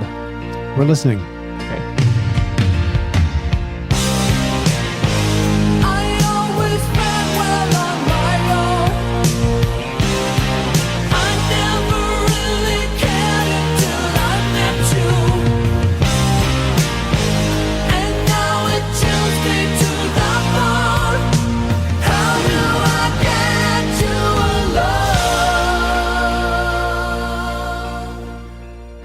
So the band was called I-10. The album was released in 83. The best bit of information about these guys in the band is that they wrote so many songs for people that are not covers other than the songs on this album. But so Billy Steinberg and Tom Kelly are the two main songwriters in this band. They released this album, but meanwhile, they already had written hits for Madonna and the Bangles and Cyndi Lauper. Which Madonna song? Like a Virgin. What? Yes. So And check it out. They wrote Like a Virgin. Now I'm thinking of Reservoir Dogs, Like a Virgin. They wrote True Colors for Cyndi Lauper. They wrote Eternal Flame for the Bangles. Wow. What? That's a huge hit. They wrote So Emotional for Whitney Houston. True Colors. Yeah. They wrote I Drove All Night for Cyndi Lauper as well. I Touch Myself by the Divinyls. What? And I'll Stand By You by the Pretenders. I'll stand by you. So these two guys had this band called I-10. They released this album in 83. Alone was on the album. And Hart, their producer, probably heard it and said, "Oh my God, we got to do the song." Well, they had just to give it a bit of context with my mistake, which is that "What About Love" is a Toronto song from '82. Okay. But that's released as a big hit. Yep. By Hart in '85. Yes. And this is '87 when Hart releases the cover That's of right. this. So Hart just had success. Yep. Covering like a smaller rock band. That's what bands did. So bands in those days would look for songs. Like honestly, we in Honeymoon Suite we recorded a song off this album as well. We did a song. The album was called "Taking a Cold Look," and we recorded the song "Taking a Cold Look" because our producer said these guys just had a huge hit with Alone. Wow. So now producers go back to the record and go, what else can we use? So our producer came to us and said, if you record this song, it's going to be a huge hit. And it wasn't a hit. It was a great song though. Yeah. I remember this story. What song was it again? It was called Cold Look. So we released it. We recorded it for the third album that we did in '88, and they did a video for it. It was released in the UK, but it was like a minor hit in England. Yeah. But it came off the same album that Alone came from, which is so weird. I-10 is a bad name for a band. A terrible name. But I just love the fact that these two songwriters, I-10, they were just writing songs and then you doing see it, whatever. you think it's like Itten or something. Yes, exactly. But the album is the players are all guys from Toto. It's all the Toto. This is produced by Steve Lukather. Okay, now you got Stu Stone tuning in. Exactly. You kidding me? Fucking you kidding me? By the way, fun fact. It's not a real fun fact, but fun fact: the first release by Pearl Jam, named after this band. What? Oh, you're okay now. That's I'm doing AI. that for- I'm That's doing that AI. for Bob. It's good bit. That's AI. It was slop. Mookie Blaylock's number, but I thought it'd be It's a good fun to bit. pretend like 10 was named after I. That's your version of an you AI can borrow photo. That. You can borrow that, Thank Bob, you. for Indie. I 88. appreciate it. I'll write it down right now. I'm on it. I'm So on there's, the, yeah. there's no other versions of that song. I mean, I feel like that really stands for itself, like the perfect example of a song that was originally recorded. Somebody, But Heart found- wrote a lot of their big hits, right? I think This they wrote is 2 in a row we So- talked about that are Yeah. covers. But they wrote like Barracuda. for the example. earlier songs for sure. Yeah, that's Okay, right. those are And the that good was like ones. 10 years before this, Steamboat right? Annie stuff. So yeah. it's amazing to think that 10 years later they had a hit with this. It was really the second part of their career. Really. I saw them open for Def Leppard once. Did you? Yeah. Wow. At the Budweiser stage. I guess. Cool. All right. Speaking of cool, I can't wait to kick out this Bob Willette jam. I just need his blessing. This is the controversy. Oh, another more controversy? Well, you know, you guys, everything's a controversy if Wait you a think minute. on it too long. So here we go. That's a cover. Yeah. But the controversy is, do people know? Oh. Yeah. I think, yeah. So Bob and I had a little chat and we'll discuss. Okay. I think the average listener knows this is a fucking Oh, cover. okay. Yeah. I see. So, But that's a still- rule Oh we yeah, didn't. we did I forget did to it discuss that with every song. We didn't set that rule. Right. Because for insensitive, people don't know that's a cover. Right. I'm Right. sure of it. I think the average savvy, intelligent listener of Toronto Mike is well aware. now this you've is a added cover. savvy and intelligent. You've added. That's right. I'll be shocked if there's anyone on the live stream right now who doesn't know this is a cover. And I'm gonna go check and see while we listen. There's like the 2.5 minute version, the single version, but there's this version. I think this is the one I gave you, which actually has like the red one and it feels so fine. Yeah, yeah. That they added that. Yeah. Like that's not That's from the right. original, Right. which is by the way my favorite part of the song. Yeah, me too. Yeah, it is Yeah. great. All right, and I didn't check for a while the live stream, but I was being told when I got confused with that Alone song and What About Love, Wiseblot was there to correct me. Andy didn't know. All right, one. There's always one, right? Come on, Andy. Everybody knows this is a. I don't want to name the artist. Well, yet, wait, 'cause yeah, I'm- I want to hear the red one and it feels so fine part. No,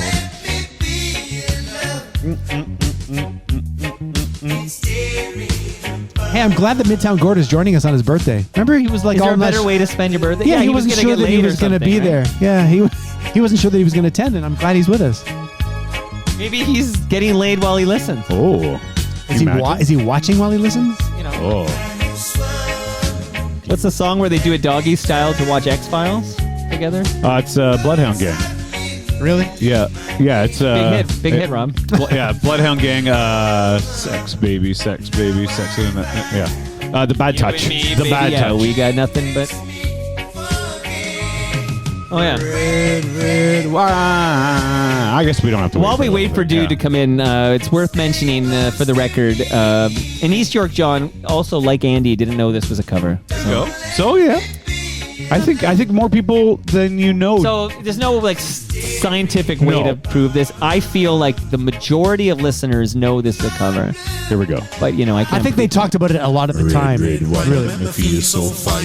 You keep me rocking all of the time. Red wine and make me feel so gone. A $1 million when you just in me on. Red wine and make me feel Is that patois you're doing? Yeah. Snow? Me I'm and hanging Snow. with the Me and snowman. Snow. I grew up like 5 Jamaican families on my You've floor. got the snow story. Yeah. You, Rob Let Ford. me do my own thing. Actually, it's interesting doing Joseph and the Amazing Technicolor Dreamcoat right now, which my daughter just did with the Calypso song. Oh, yes. And whether or not my daughter was actually very worried about cultural appropriation. Oh, yeah. Red wine, go to my head,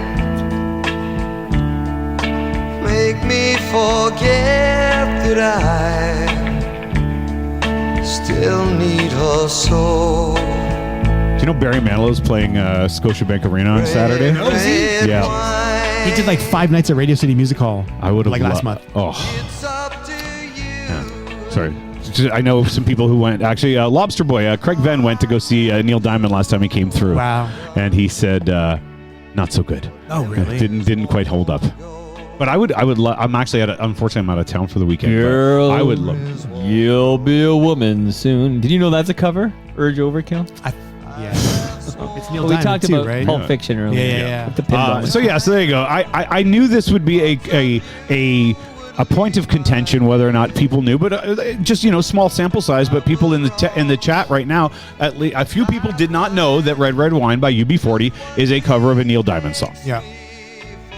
There's always, you're always telling somebody, so it's impossible to prove. I feel like most, like over 50% of listeners will know this was a cover, but Take away the percent and you're still correct. Over 50. Yes. Listeners. I bet you. So we play Red Red Wine on Indie 88, and I bet you there's a very, I bet you more people who listen to Indie 88 more do not know than do know. For sure. Yeah, but that's a dumber listenership. Than Well, it's a different generation too, right? We have to figure out how to listen to a podcast. There's a whole. What's interesting is the people who are listening right now. I'm getting a ton of moms and their daughters. I gave away Lord tickets all weekend. Oh yeah, it was the Lord weekend. It was That's right. crazy how many great winners there were. Do you play Soup Dragons? I'm Free. No. Add that. I know you don't pick the music. I'm not in the programming But department. that, so. Not yet. I feel like that song needs an indie resurgence, and that is a cover. And I feel like some people don't know that. I considered it. Do you guys play the new Lord song? Not yet. I want to. We tested it. It's funny, right? I like it. She's got such a reputation. Like, this is the new music business, right? Yeah. So, like, she releases one new song after years and years, but she's still riding on the first song. On Royals is huge. Royals is gonna make her career forever. Oh yeah, she's coming back to New York. She's playing Madison Square Garden. Yeah, or she's whatever. playing Scotiabank Arena here in September. But it'll sell out. It's putting the trust in the fact that people are going to go, oh my God, I love Lord. And it's a generational thing. They remember Royals. Most people won't know so many of her other songs, but it's based on that faith of Bob's getting a phone call. It's fine. Take it. My It's indie. apologies. Somebody phoned in sick. Yeah. But it was cool. You guys were giving away tickets all weekend. All weekend long. Wow. Yep, that's right. Good promo. Yeah, it was a fun one. Yeah, so there you go. fun. I didn't blow anybody's mind with that. No mind blows with that. But it's a good one. Yeah, I think so. Absolutely. Good song. But back And to Neil's. Soup Dragons for a moment, because they do a similar reggae thing in there, but it's like, similar. It's a bit later than that, but Yeah. like 1990 or something like that. Big CFNY song, and that is a Rolling Stones song. I'm free. You know this, right, Rob? No. Okay, so there you go. I'm free to do what I want any old time. I've been listening to a Peter Tosh album that's produced by Mick Jagger. Which one? Do you remember what it's called? Bushman. Wow. Is it good? It's crazy I gotta listen good. to it. You can and Keith plays on it.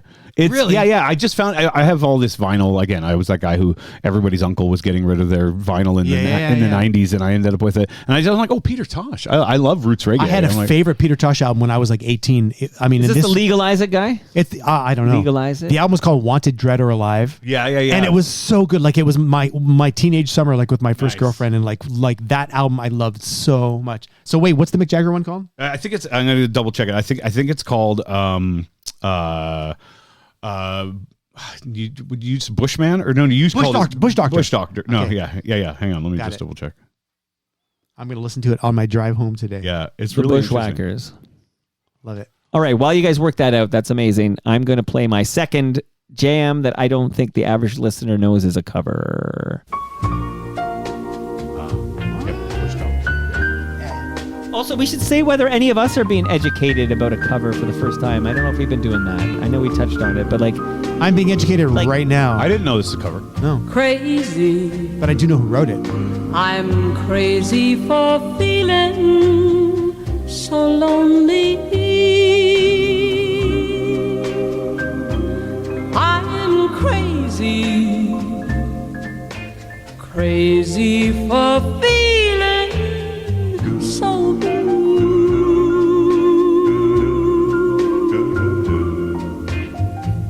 I knew you'd love me. How old do you two think Patsy Cline was when she died? Shout out to Ridley She's not in the Funeral Home. 27 club, is she? I have no idea, actually. She was 30 years old. Was she really? When her plane went down. You can visit the place where the plane went down in Tennessee. Can you really? Yes, you can. Wow. It's just at the end of a road somewhere. Yeah, but yeah. there's all kinds of people. Wow. Bob, you're the only 10 I see. What? 10 IC. Oh, wow. Nice. You can use that on India as well. Thanks. So, Are you trying to destroy my career? What little's left of it? Rob liked it. I did like it. You're That's the what only 10 I my see. wife would call that an old man joke. It's a dad Okay. joke. Yeah, for sure. Dad joke. I don't bring that out every episode. Yeah, that's but right. It was worth it. I felt this episode warranted it. Okay, so this version by Patsy Cline, Crazy, went all the way to number 2 on Billboard's Hot Country single. In which year? 19. I'll come up with that in a minute. Okay, so it's one of the country music standards. Yeah. Like this song we're listening to right now is the all-time most played song in jukeboxes in the United States. Wow. Think about that for a minute. How do you quantify that? It's on Wiki. I found that one on Wikipedia. Okay. Many artists have covered it. It's this version is in the National Recording Registry. By the way, she had been in a car accident when she recorded this. So just before she recorded this, she was in a car accident and she bruised her ribs. And she couldn't reach the notes that she needed to match the unique phrasing by the artist I'll mention in a minute who originally recorded this song. So she worked with a guy named Owen Bradley, and the country heads know the name Owen Bradley to record the music for this song and work on those arrangements that you hear. So she kind of used her own style rather than going with the original artist's style, and I'm going to play that right now. By the way, she did that on her first take. I'll have you know. Did she really? Yeah. Wow. Only a few weeks after because her ribs were sore. Ribs recovered. Yeah. Wow. And 1960, so she laid down that track during a session on September 15th, 1961. That's amazing. And this song came out, I mean, they spent a lot of time. They didn't put it out until October 1961. Wow. That's how quickly things used to work back in the day. Okay, without further ado, and I think that song and I Fall to Pieces are like the two big Patsy Cline songs that non-country fans would even recognize. But here we go.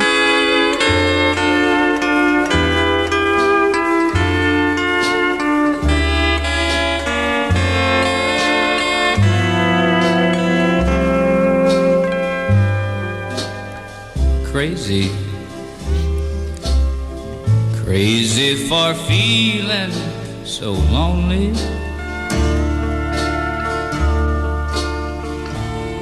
I'm crazy, crazy for feeling so blue.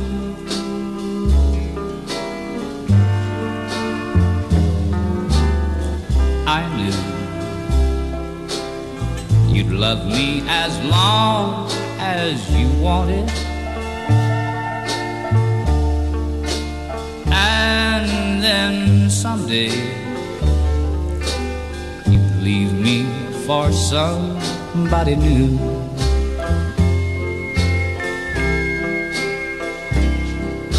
Worry.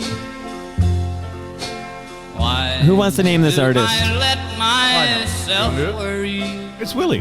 It's Willie. It's Willie Nelson, everybody. Willie. And there's a lot of web speculation, and I couldn't really find any good source to confirm this, but the speculation is that Willie Nelson sold the rights to Crazy for either $50 or $100, or maybe I've even seen $10. Really? So, he needed some cash, and there you go. But this is a Willie Nelson song. And so he recorded this first. Yeah, he's got a deal with a guy named Pappy Daly. Wow. Do you know this name? Nope. So Pappy Daly, I feel like he was maybe parodied in Oh Brother, Where Art Thou? Yeah, Something yeah, like yeah, that, or right, whatever. right. So you got in 1958, he's hosting the Western Express, and he's working as a DJ in Fort Worth, Texas. I'm talking about Willie Nelson. Wow. And Pappy Daly hears him, and he offers him a recording contract. Those kind of with things D happen, Records. and those kind of things happen in those days all the time, right? Like people selling their publishing for $10 or whatever they could get, right? And he was only 28.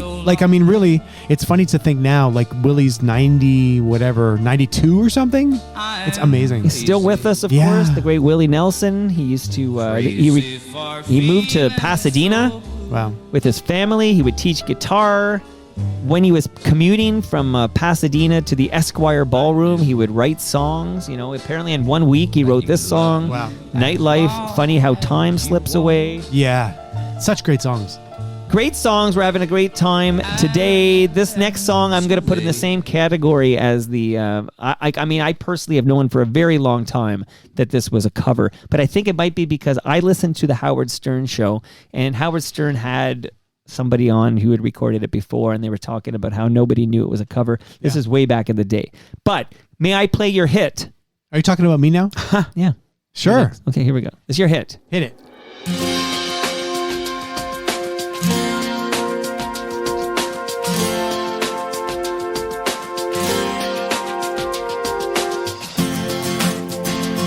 I saw a man brought to life. He was warm, he came around like he was dignified. He showed me what it was to cry.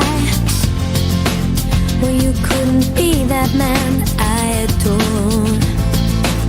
You don't seem to know, you seem to care what your heart is for. Well, I don't know him anymore. There's nothing where he used to lie. Conversation has run dry. That's what's going on. Nothing's fine, I'm torn. I'm all out of faith. This is how I feel. I'm cold and I am shamed, lying naked on the floor. Illusion never changed into something real. I'm wide awake and I can see the perfect sky is torn. You're a little late, I'm already told.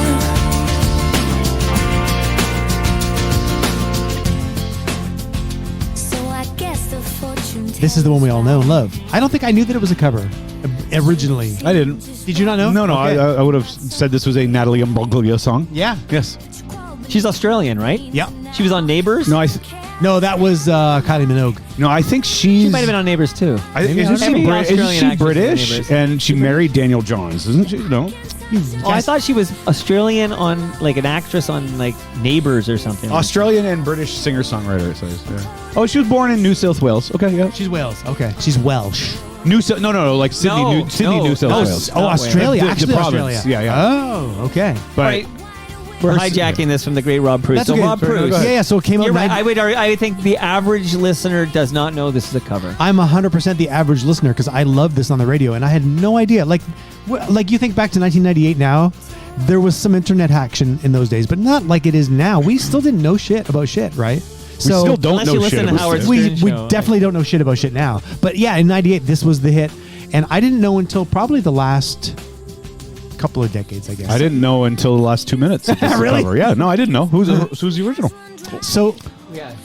Well, you tell me, because I have two things loaded up. I sent you the one this today. morning. You want Yeah. me to play that? That was my funnest fact for myself that I learned this morning. But which of these two, the one you sent previously or the one you today, which The is one the this first? morning is the first. Okay. Yeah, okay. go for that one. Yeah. Same tempo, exactly. Yeah.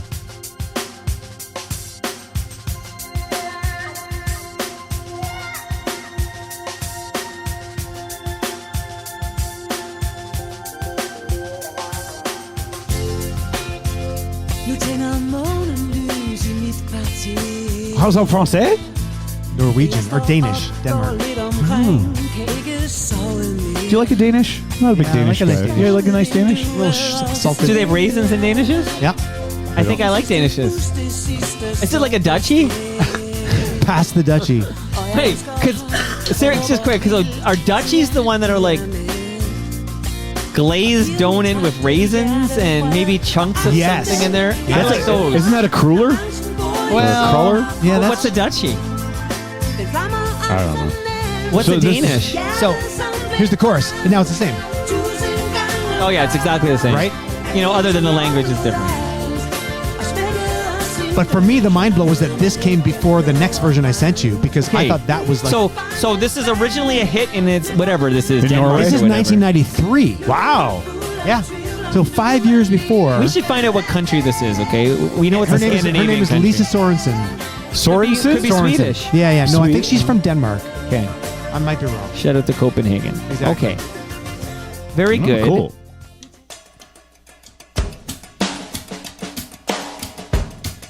Sounds like the beginning of Higher Love. Right? Totally. Steve Winwood from Traffic. Romantic Traffic.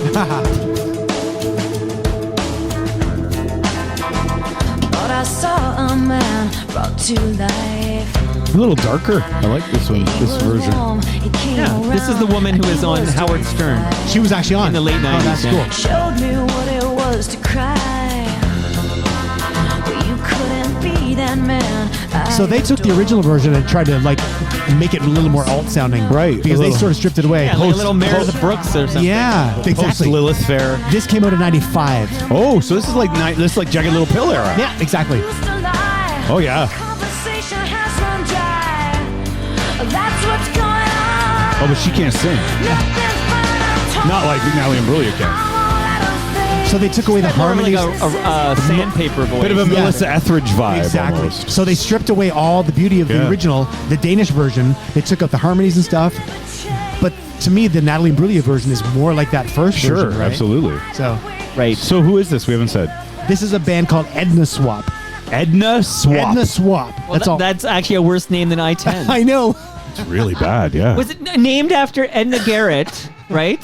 Who was the housekeeper on Facts of Life? But on SCTV, there was Tex and Edna Not Boyle's. housekeeper. What do you call that when you Emporium. look after all The maid. Yeah. No, but on Facts of Life, you have like She's like the house mother. House mother. Right. We'll call it a house mother. Okay. Edna's Edibles was a great shop. You could shop, and that's actually the first time I ever saw George Clooney.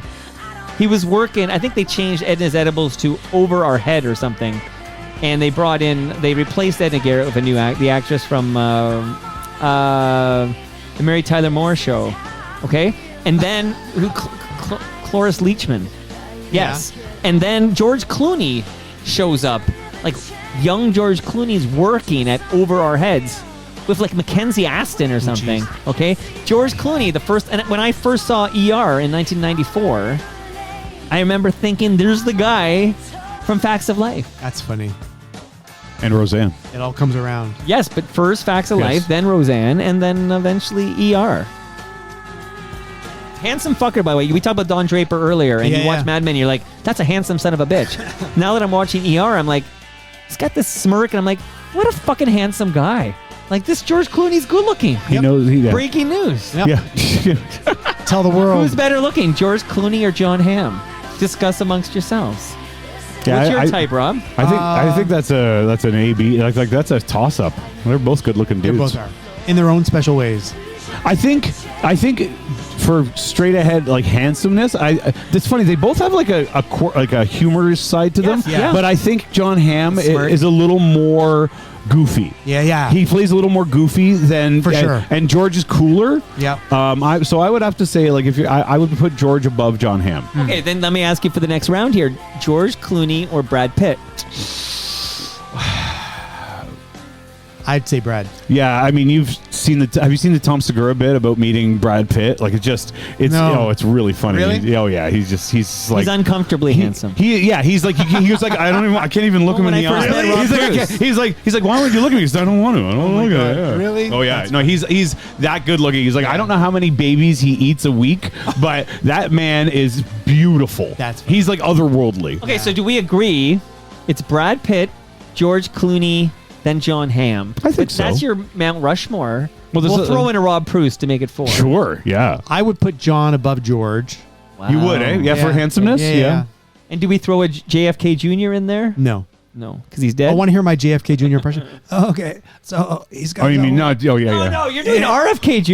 RFK. Don't confuse these two people. My goodness, Rob. I didn't mean to. I'm not fixing that in post. I don't care if you beg me. Don't fix it in post, but really, I think I'm gonna make America feel really good again. Oh, okay. He's been Americanized, Bob. Okay. It's a little unhinged. I know. This has been unhinged. I will. You know what? I never do this. I will remove that in post. Thank you. Thank you, Bob. Your last jam, buddy. I know we went too slow for you today, but you ready? Yeah, go for it. I don't remember. Good, because I'm gonna pee during this. Yeah, do it. Oh, I do remember. What is this? Hey, listen, it's another great show, folks. I mean, tonight our guest star is one of the truly great dancers of the world, the one and only Miss Juliette Preuss. And if that weren't enough, we've also got Mana, whatever that means. This is the pilot. It's like the opening of Muppet Show. Oh, this is a good one. Mana. Mana.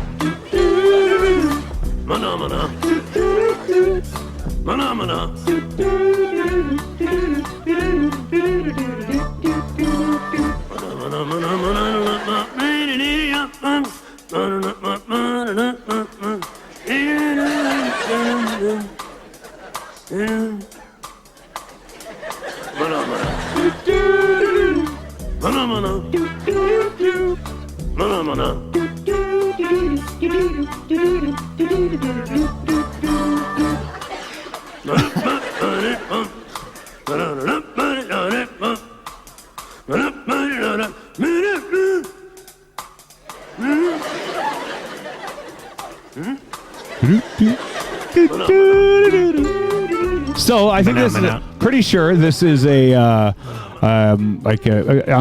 almost positive it's the pilot episode. It's the very first episode of the Muppet Show. Amazing. With that, and that's the first musical number. Was that like 1976 or something? Yeah, I think Ish? so. Yeah, ish. Yeah. Let me see if I can find out where it was.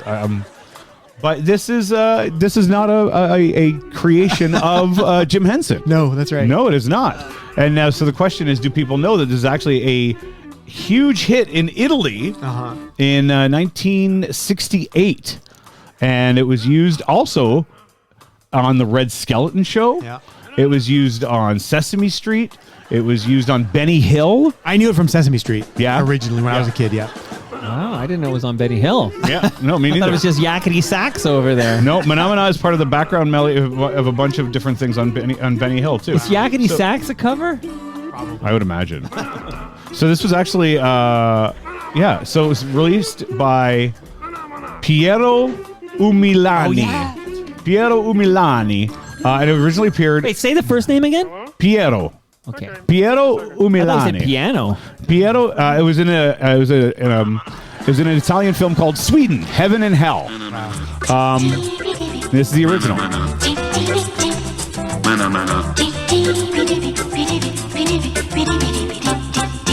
Yeah, it's premiere episode.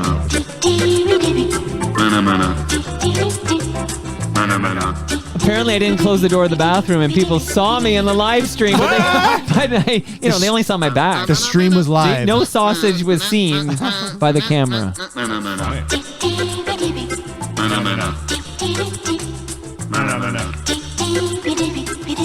So I feel like I knew this a while ago, but I don't know if people do.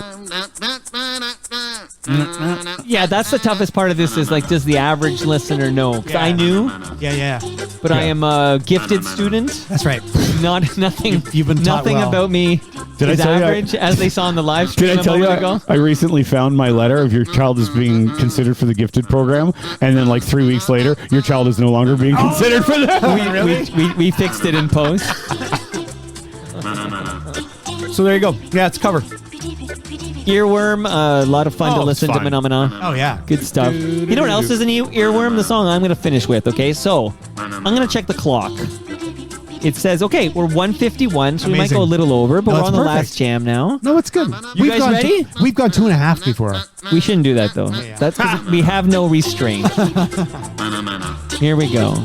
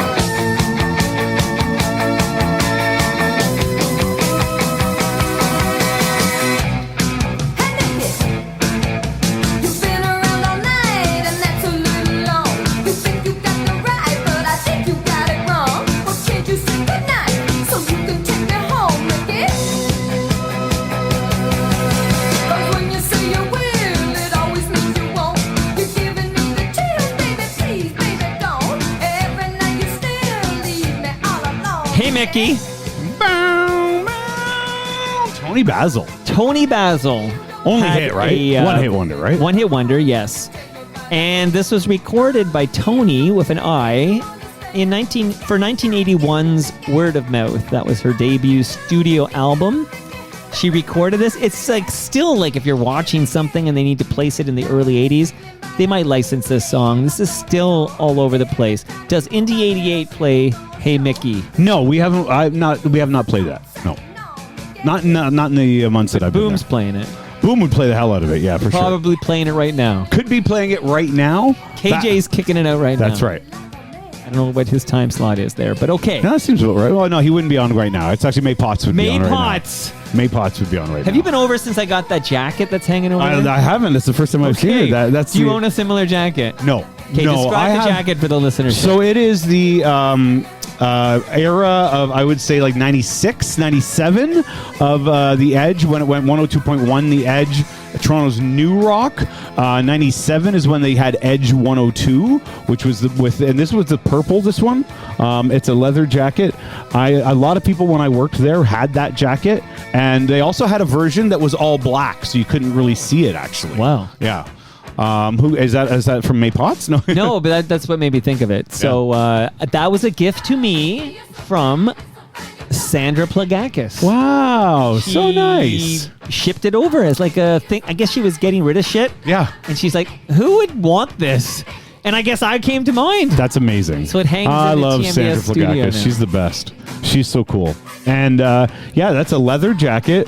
There was when I was there, we had a great. It was an Indian motorcycle. Remember, we had a couple really good jackets. I still have a few somewhere, but I can't wear them now because they're the enemy. They're the competition. Although it's not really a competition, we're kind of destroying them. Is that right? Because I don't know the current Just wait 2 weeks. I'll tell you. You'll find out. So, well, next toast, will you reveal all about the ongoing? Sure. Where are we? 88 versus 102.1. The Edge. It's not even a consideration, but yeah. Wow. We're So Rob Preuss, because I wanted to save my Tony Basil talk for you. I heard it all while I was in there. Did you close the door when you peed? I did. Because they watch. Yeah, no, I turned it. Because they watch. I made sure. You shouldn't put a camera in there. That's right. You know, I never think about it because I'm they're only going to. It's not like I pull. What's that cartoon with the frog, Peppy, where he pulls down his pants to go pee? So he pulls them down to his ankles, like you do when like you're a 3-year-old. Yes, really. So like Jarvis or James would have done when they were 3 or 4. I'd pull down your pants all the way, and he goes, "Feels good, man." And I'm like, it does feel good. Like we never, we keep our. My point is, my bum's not exposed when I'm peeing. Okay, so you only see me from the back. But the feeling, good thing you didn't. If you're ever alone and you bring it all the way down to the ankles, just let him go. Really feels good, man. Really, seriously, give it a go. I'll give it a go. Give it a go. Okay, so what's the Simpsons line? I'm peeing with the door open and I love it. Right? That's when he starts his own religion or whatever. Okay, so do you think the average listenership of Toronto Mic'd, fiercely independent podcast, do you think the average listener knows that Hey Mickey from Tony Basil is a cover? No, I don't think so. You guys buckled up? Yeah. Okay.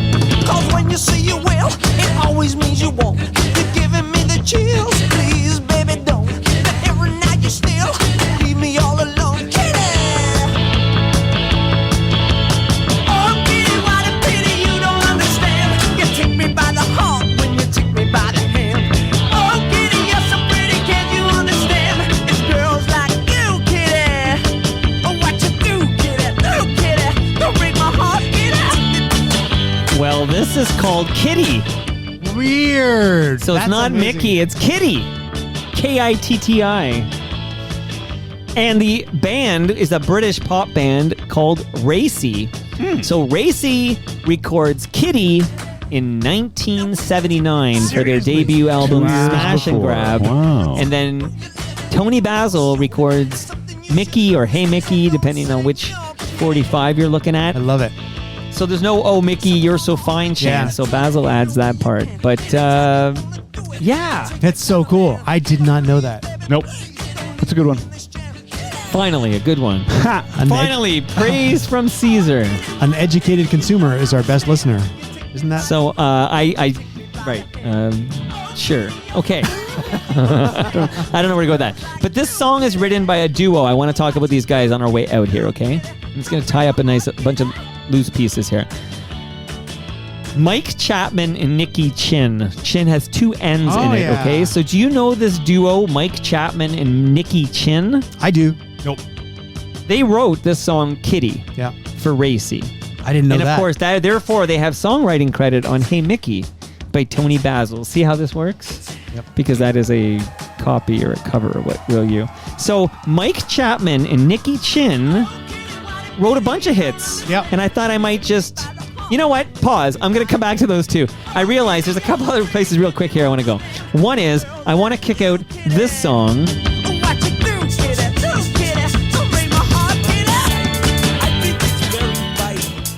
Around, that's right, on time. It's tricky. Here we go. It's tricky to rock around, that's right, on time. It's tricky.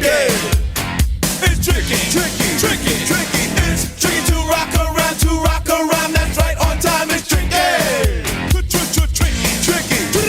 I met this little girlie, her hair was kinda curly. Went to her house and bust her out, I had to leave real early. These girls are really sleazy, all they just say is please me, or spend some time and rock a rhyme. I said it's not that easy. It's tricky to rock around, that's right, on time. It's tricky. How is it, Dave? It's tricky. This is Run DMC. It's tricky. And the entire structure of this song was consciously lifted from Mickey by Tony Basil. DMC himself, this is a quote from DMC. I just changed the chorus around and we just talked about how this rap business can be tricky to a brother. So that is from DMC himself. And I hear this song knowing that they say basically it's Mickey rearranged. But you know what song I hear? What song do you guys hear? Okay. Other than Mickey? Yeah. So I get that this is Mickey, okay? But I don't hear Mickey. I hear this song right here. Oh, really? Yeah. And then I'm going to gonna wrap this up in a nice package for you. My buddy used to drive a Toyota Corolla. My Corolla.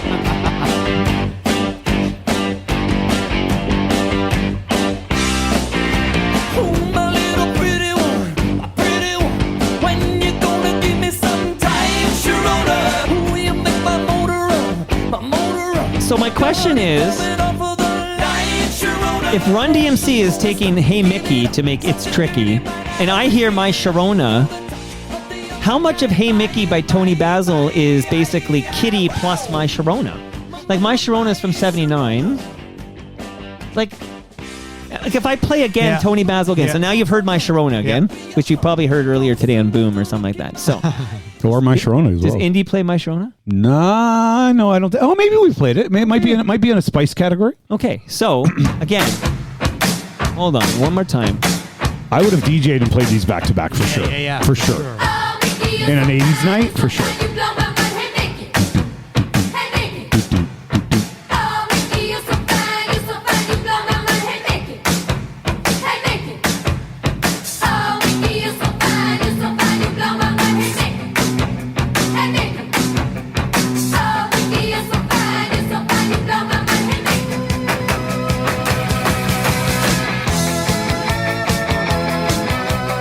My point is, next time you hear Hey Mickey from Tony Basil, think about My Sharona. There's a similarity to the beat, for sure. Sounds in there. Like elements are reused in each. But it's the sound of the new wave in the 79-80 era too, right? Well, you were there, brother. I was there. It was in the air. That rhymes. I was there. It was in the air. Well, you know who else was there? Nope.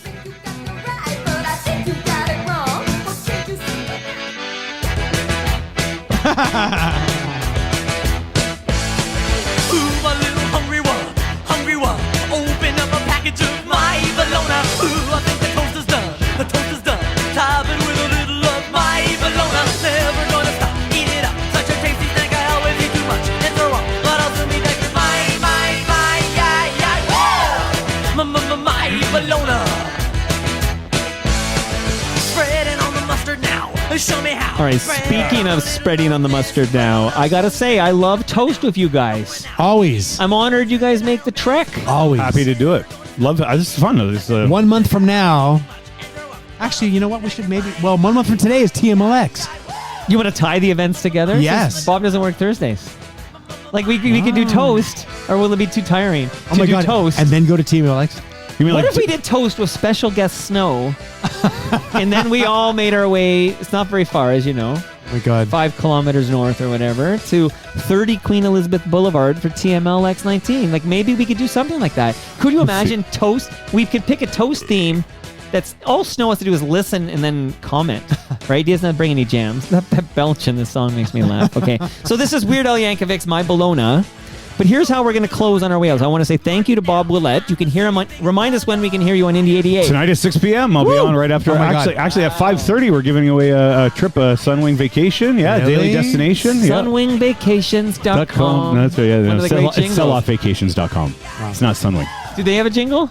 Sunwing? No, I don't think so. But selloffvacations.com is what My you're talking about. apologies to the Sunwing That's all right. Corporation. So yeah, so as of right now, weeknights from 6 to 10, and then weekends during the day on Saturdays and Sundays in the afternoon. But we'll And see. Rob, when does this? Remind me when the Broadway stint starts. Not till the end of July. Amazing. So early August, it'll be running until like February. Okay, So- congrats on that. Thank you, That's thank you, thank exciting. So remember those 2 names I told you about? Yep. Okay, so do you remember those names? Nope. Somebody should. Okay. Yep. Mike Chapman. Yeah, and Chinny Chin. And Nikki Chin. Yeah, Chinny Chin. With Chinny 2 Chin Chin. N's. Yes. And I remember I told you they wrote Kitty for Yep. Racy, Yep. which means they wrote Mickey for Tony Basil. Yeah. Which in my mind means they fucking wrote My Sharona as well for the knack, but that's another to be determined. But they also wrote, I'm just going to do really quickly just some other songs from that duo, okay? They wrote lots of good songs. Yes, I was going to say. They wrote sweet songs. Wow. Andy, Mick. Nick. Well, all right, fellas. Let's go! Are you ready, Steve? You know what? Wayne's World fans know this song. Oh yeah. Mick? Okay. All right, fellas. You see, she just put the dress on recently, Tia Carrere. She did. Still smoking? Yeah. So you can look it up. I had a huge crush on her. Yeah. I think most of us did, right? Tia Carrere. Tia Carrere. Okay. She's no John Hamm, but she Tia Carrere. She recently just put the dress back on from the with the snake. This is the video. Yeah. No, the red dress. Yeah, the the red. Gasworks thing Yeah. too. Shit, great movie. Okay. So yes, There you go. They wrote this. there's a sample that Beastie Boys used coming up. As a matter of fact, his eyes are as red as the sun. And the girl in the corner, let no one ignore her, because she says she's the passionate one. So that part, just Oh, Beastie that's Boys right. fans know it That's from Hey Ladies, right? Yeah. Okay, so here's one. Earlier today, do you remember me mentioning Exile? Yeah. Yeah. Do you remember this? Yeah. And then Bob, what did you say? Do you remember? I'm taking you way Rob back. said, "I want to kiss you all over." And over Rob again. said that. Rob said it. Well, we both did. I can't believe they wrote this song. I don't think I knew that. It's amazing. This almost sounds like whenever I hear I the beginning of believe this. in miracles. Oh, yeah. There's that. I was gonna say a Kenny Rogers, Dolly Parton. Islands Look in the Stream. into my face, you know. Yeah. You know. Okay. Yeah. What are the odds? We'd mention Exile in this episode. When have we ever mentioned Exile? I don't think ever. That's like the first time in the history of the podcast Exile was mentioned. And it was twice. I had it already loaded up to play Kiss You All Over because Mike Chapman and Nikki Chin, who wrote the Ballroom Blitz. This actually sounds like, so there's a Canadian band called Destroyer. Yeah. And it's called Tinseltown. You're going to love it. It's actually one of the guys from New Pornographers. Really? Not the bad one. Yeah. That's the drummer, right? Yeah. I'm going to send it to you. The band is called Tinseltown? No, the Destroyer's the band. Destroyer's the band. And he does, it's so good. Yeah, Tinseltown Burning at Night, I think it's called. Okay. When you lay in my arms, you do the Oh, I see it. Tinseltown Swimming in Blood. Yes. You can see it in my eyes, I can feel it in your touch. You don't have to say a thing, just let me show how much. Yeah, he's got a new album, but really, each of his albums have like a style. Oh, cool. I have a new favorite Canadian band, which I know. Oh, wait, slow down. I need a drum Hang on. roll for this. Born Ruffians. Oh, Born Ruffians are great. I love them. So yeah, you know what? We play them a lot on Do you? Indie 88. Oh, we I play might have quite heard a them time. actually on yeah, your you probably station. did. Yeah, Better They're- than Rusty? I don't know. You all over. Yeah, they have a new album coming out, and I'm Do so you like excited. The Watchmen? Yes. I know you do. Yeah, do you yeah, like yeah. The Watchmen? Yep. I don't know them a lot, but I do complete like the them. collection tomorrow.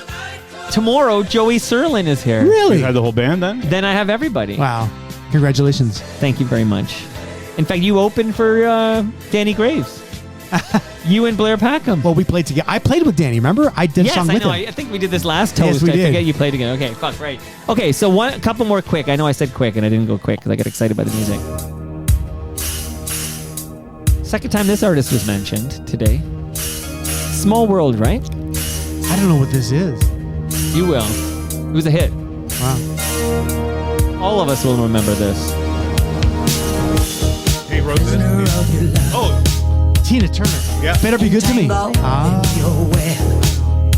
better be good to me. Whispers in the night. He's an artist I wish I had a saw. Yeah. She would have been amazing, I bet. Maybe you'll see her in heaven. It's true. Maybe. Maybe I will. Touched by this show of emotion. Should I be frightened by your I just figure Bob's in fucking heaven watching Tina Turner and his car breaks down. It's true. It's a fucking alternator. They had good pinball machines at least. You better be good To me. That's how it's gotta be now. So this is also Mike Chapman and Nikki Chin. Amazing. And they did songs with Blondie too, right? They had a bunch of hits with Blondie. Well, no, because I would have loaded them up if they did. Oh yeah, they did. How sure are you? They produced Parallel Lines. But wrote. I can't confirm that, but I'm pretty Come sure. up with one because I'm going to blow your mind with another artist, okay? Okay. Speaking of the jitters, okay? All right, Heart and Soul. You said this. Heart and Soul. I love Huey.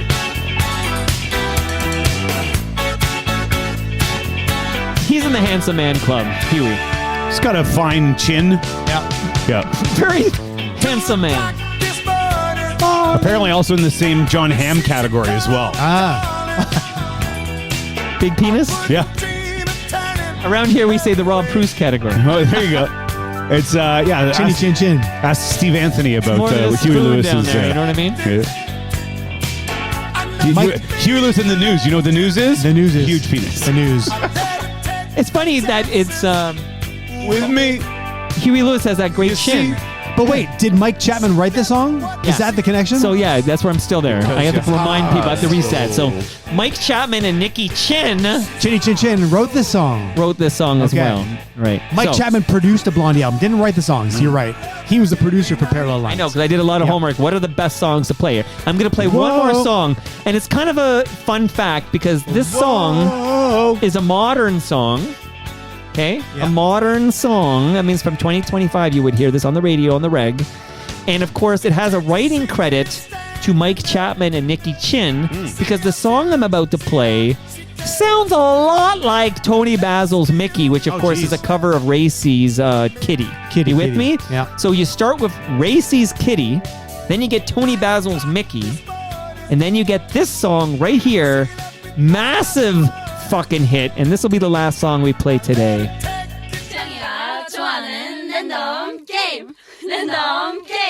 Game start. Love this song. It's as modern as it gets on Toast. Yeah.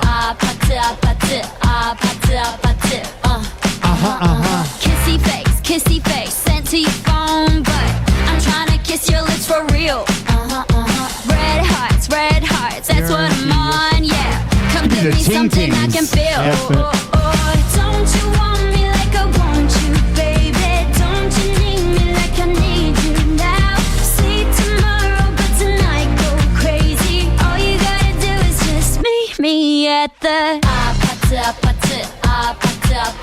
Hey Mickey, you're so fine, you're so fine. Hey Mickey. Hey Mickey. So they got a writing credit on this song. They gave Did him they get a writing credit? They did get a credit? Yep. Bruno had to give him a writing credit. Amazing. Yeah, isn't that wild? So all those songs we heard are all attributed to this duo. Amazing. Mike Chapman and Nikki Chin. Chapman and Chin. I want to know what you guys think of this song. I love this song. It's okay. It's okay. I mean, it's a fun pop song. I love fun. I love fun pop Yeah. songs. I actually find this one kind of. I don't know. It doesn't have any juice for me, to be honest. To me, Just it's a little new wave for the new generation because the kids don't get a lot of edge in a lot of their music. And this had I like the fact that Rick Beato, Yeah, of does course. a lot of music Yeah, stuff. of course. He was talking about the song and he didn't like it because he was like he didn't understand it. I thought that's good. That's a good sign because Right. the kids need shit that parents don't understand. Oh, well, there's... You know what I mean? Yeah. Well, I mean, all you got to do is... it's funny. You pass by History in the beaches there or at Danforth Music Hall, and there's these artists that we've never heard of. Yeah. They're selling out these venues. Yeah. And then you Google them. They're YouTube stars. Yeah. And then you're like, is this it? That's their music. This woman's a K-pop star. Yeah, she is. Yeah. That's right. Because one of the members of her K-pop band, Blackpink. Blackpink, Is she yeah. from Blackpink? Yes. Oh my God, that's why. And my daughter loves Blackpink. Yeah. Right, and one of the singers from Blackpink was Yeah. in the most recent season of White Lotus. Okay. As the Thai woman who was kind of wasted on the show, to be honest. I didn't watch season 3. No. I did. But it's hard to keep up with the new music, and if you don't take baby steps now and then, you'll fall behind really easily. So I love when my wife and I go into all these public schools and work with little kids. Yeah. They're up on all They this would shit love this song. all the time. I play 2 chords from this song and they go crazy and they all start singing Well, it. because my only frame of reference for all this, kind of like Bob Willette, is what Yeah. the hell are my kids singing around Yes, the house or whatever? exactly. And Morgan, who sings at Java Joe's on Friday, live performance. This song, not now, it's kind of dusty and done Yeah. now, but when this song was hot, she Yeah. was singing this song all the time. Yeah, and it's only a few months later, right? Because like it was back in February or March when the kids all knew this song. Okay, breaking news here. Breaking news.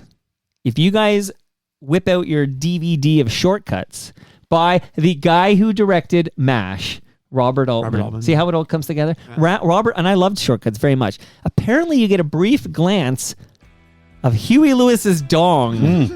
He whips it out briefly in Shortcuts. There you go. So if you ever have a VHS copy of Shortcuts and you see it's kind course I do. messed up during the dong exposure, Press pause. because Bob kept pausing That's it right. and rewinding it. I wanted to... Like Fast Times at Ridgemont High. You don't want to see my VHS copy. I want a new drug. I want a new dick. And Ghostbusters guy was sued by Huey Lewis because... You mean Ray Parker? Ray Parker Jr. Oh yes, Because Ghostbusters. Yeah, well, sometimes you start talking and then it comes to you and you can slip it in I want later. a new ghost. Right, I want a new ghost. Want a new Okay. ghost. Did we have fun? Fun, wow. That was a good one. That's all Thank that you. fucking matters. Thank you for having us. And you know what makes it more fun? The live streamers. I got to shout out. Oh. 1236. Thank you, 1236. Bring back the newsletter, Yes. brother. Oh, I was hanging with him and the snowman last Sunday. Oh. Oh, he was a Christie as well. He was there Cool. too. At the Pits. Andy. We love Andy. She was on this show recently with with Mike Wilner's girlfriend, who made me a pie. Baked me a pie. East York John, I hope to see you at TMLX 19. Jeremy Hopkin, he's the official historian of Toronto Mike, and he was on recently talking about Old City Hall. Oh, that was good too. Thank you. From now on, I want you to spend more time on Toast telling me what was good. Enough talk about me. Tell me more about me. J-Ho's, enough about me talking about me. Why don't you talk about me for a while, okay? Moose Grumpy. We love Moose Grumpy. Leslie. I was in Leslieville 2 days ago. Back there now. Tobias Vaughn, who gave us this information about Huey Lewis's penis. Huey. In the Uncle Milty category, as J-Ho says. Lots of fun. See you all. Okay. Tobias Vaughn, I'm deleting that comment. How dare you? How dare you? After all the free entertainment I've given you, how dare you? And that brings us to the end of our 1,699th show. Go to TorontoMike.com for all your Toronto Mike needs. Much love to all who made this possible. Where's our new version? You promised last You did say you were going to have it ready. Did I say that? You son of a bitch. Rob Preuss. It's coming. Oh, by the way, listen to the last week's episode of Ron Hawkins. I listened to it. Where I had him. Thank you for I don't that. think he likes this cover. No, he did. I think not. Lawrence liked it a bit Yeah. more, but I don't think Ron likes this cover. Well, of what are you Rosie gonna do? in Gray. It doesn't. The robots don't. But did AI make this? No, I made Then it myself like it. with Then I my like it. with my hands. Will the new version be by AI or you? It's gonna be by 100% by me. Okay, then I want it, buddy. Yeah. You gonna bring it next toast? Yeah. Maybe the day of TMLX. Maybe 19? TMLX. We'll play it Holy over the shit, speakers. I have a plan. Okay. Thank you, Great Lakes Brewery. You're going to host us on June 26th. Thank you, Palma Pasta. You're going to feed us on June 26th. Thank you, Maneris. I didn't tell you about the new episode, but it's with the guy Jim Bayton from Tumblr's Pizza in Regina, Saskatchewan. people should subscribe and listen to season 8 of Yes, We Are Open. Much love to Nick Ianni's Building Toronto Skyline with Brad Bradford. Ridley Funeral Home. I hope Brad Jones is at TMLX 19. That guy's podcast is called Life's Undertaking. See you all tomorrow when I complete my Watchmen collection with Joey Serlin's here. We're going to talk about the ongoing history of the Watchmen. Bob and I both love All Uncovered. It's one of my favorite songs. I'm going to get some fun facts about who's singing backup vocals on that song. There's some discussion online about who it is. I'm going to find out. See you all tomorrow on the live stream at 2 p.m. And that. And that. And that.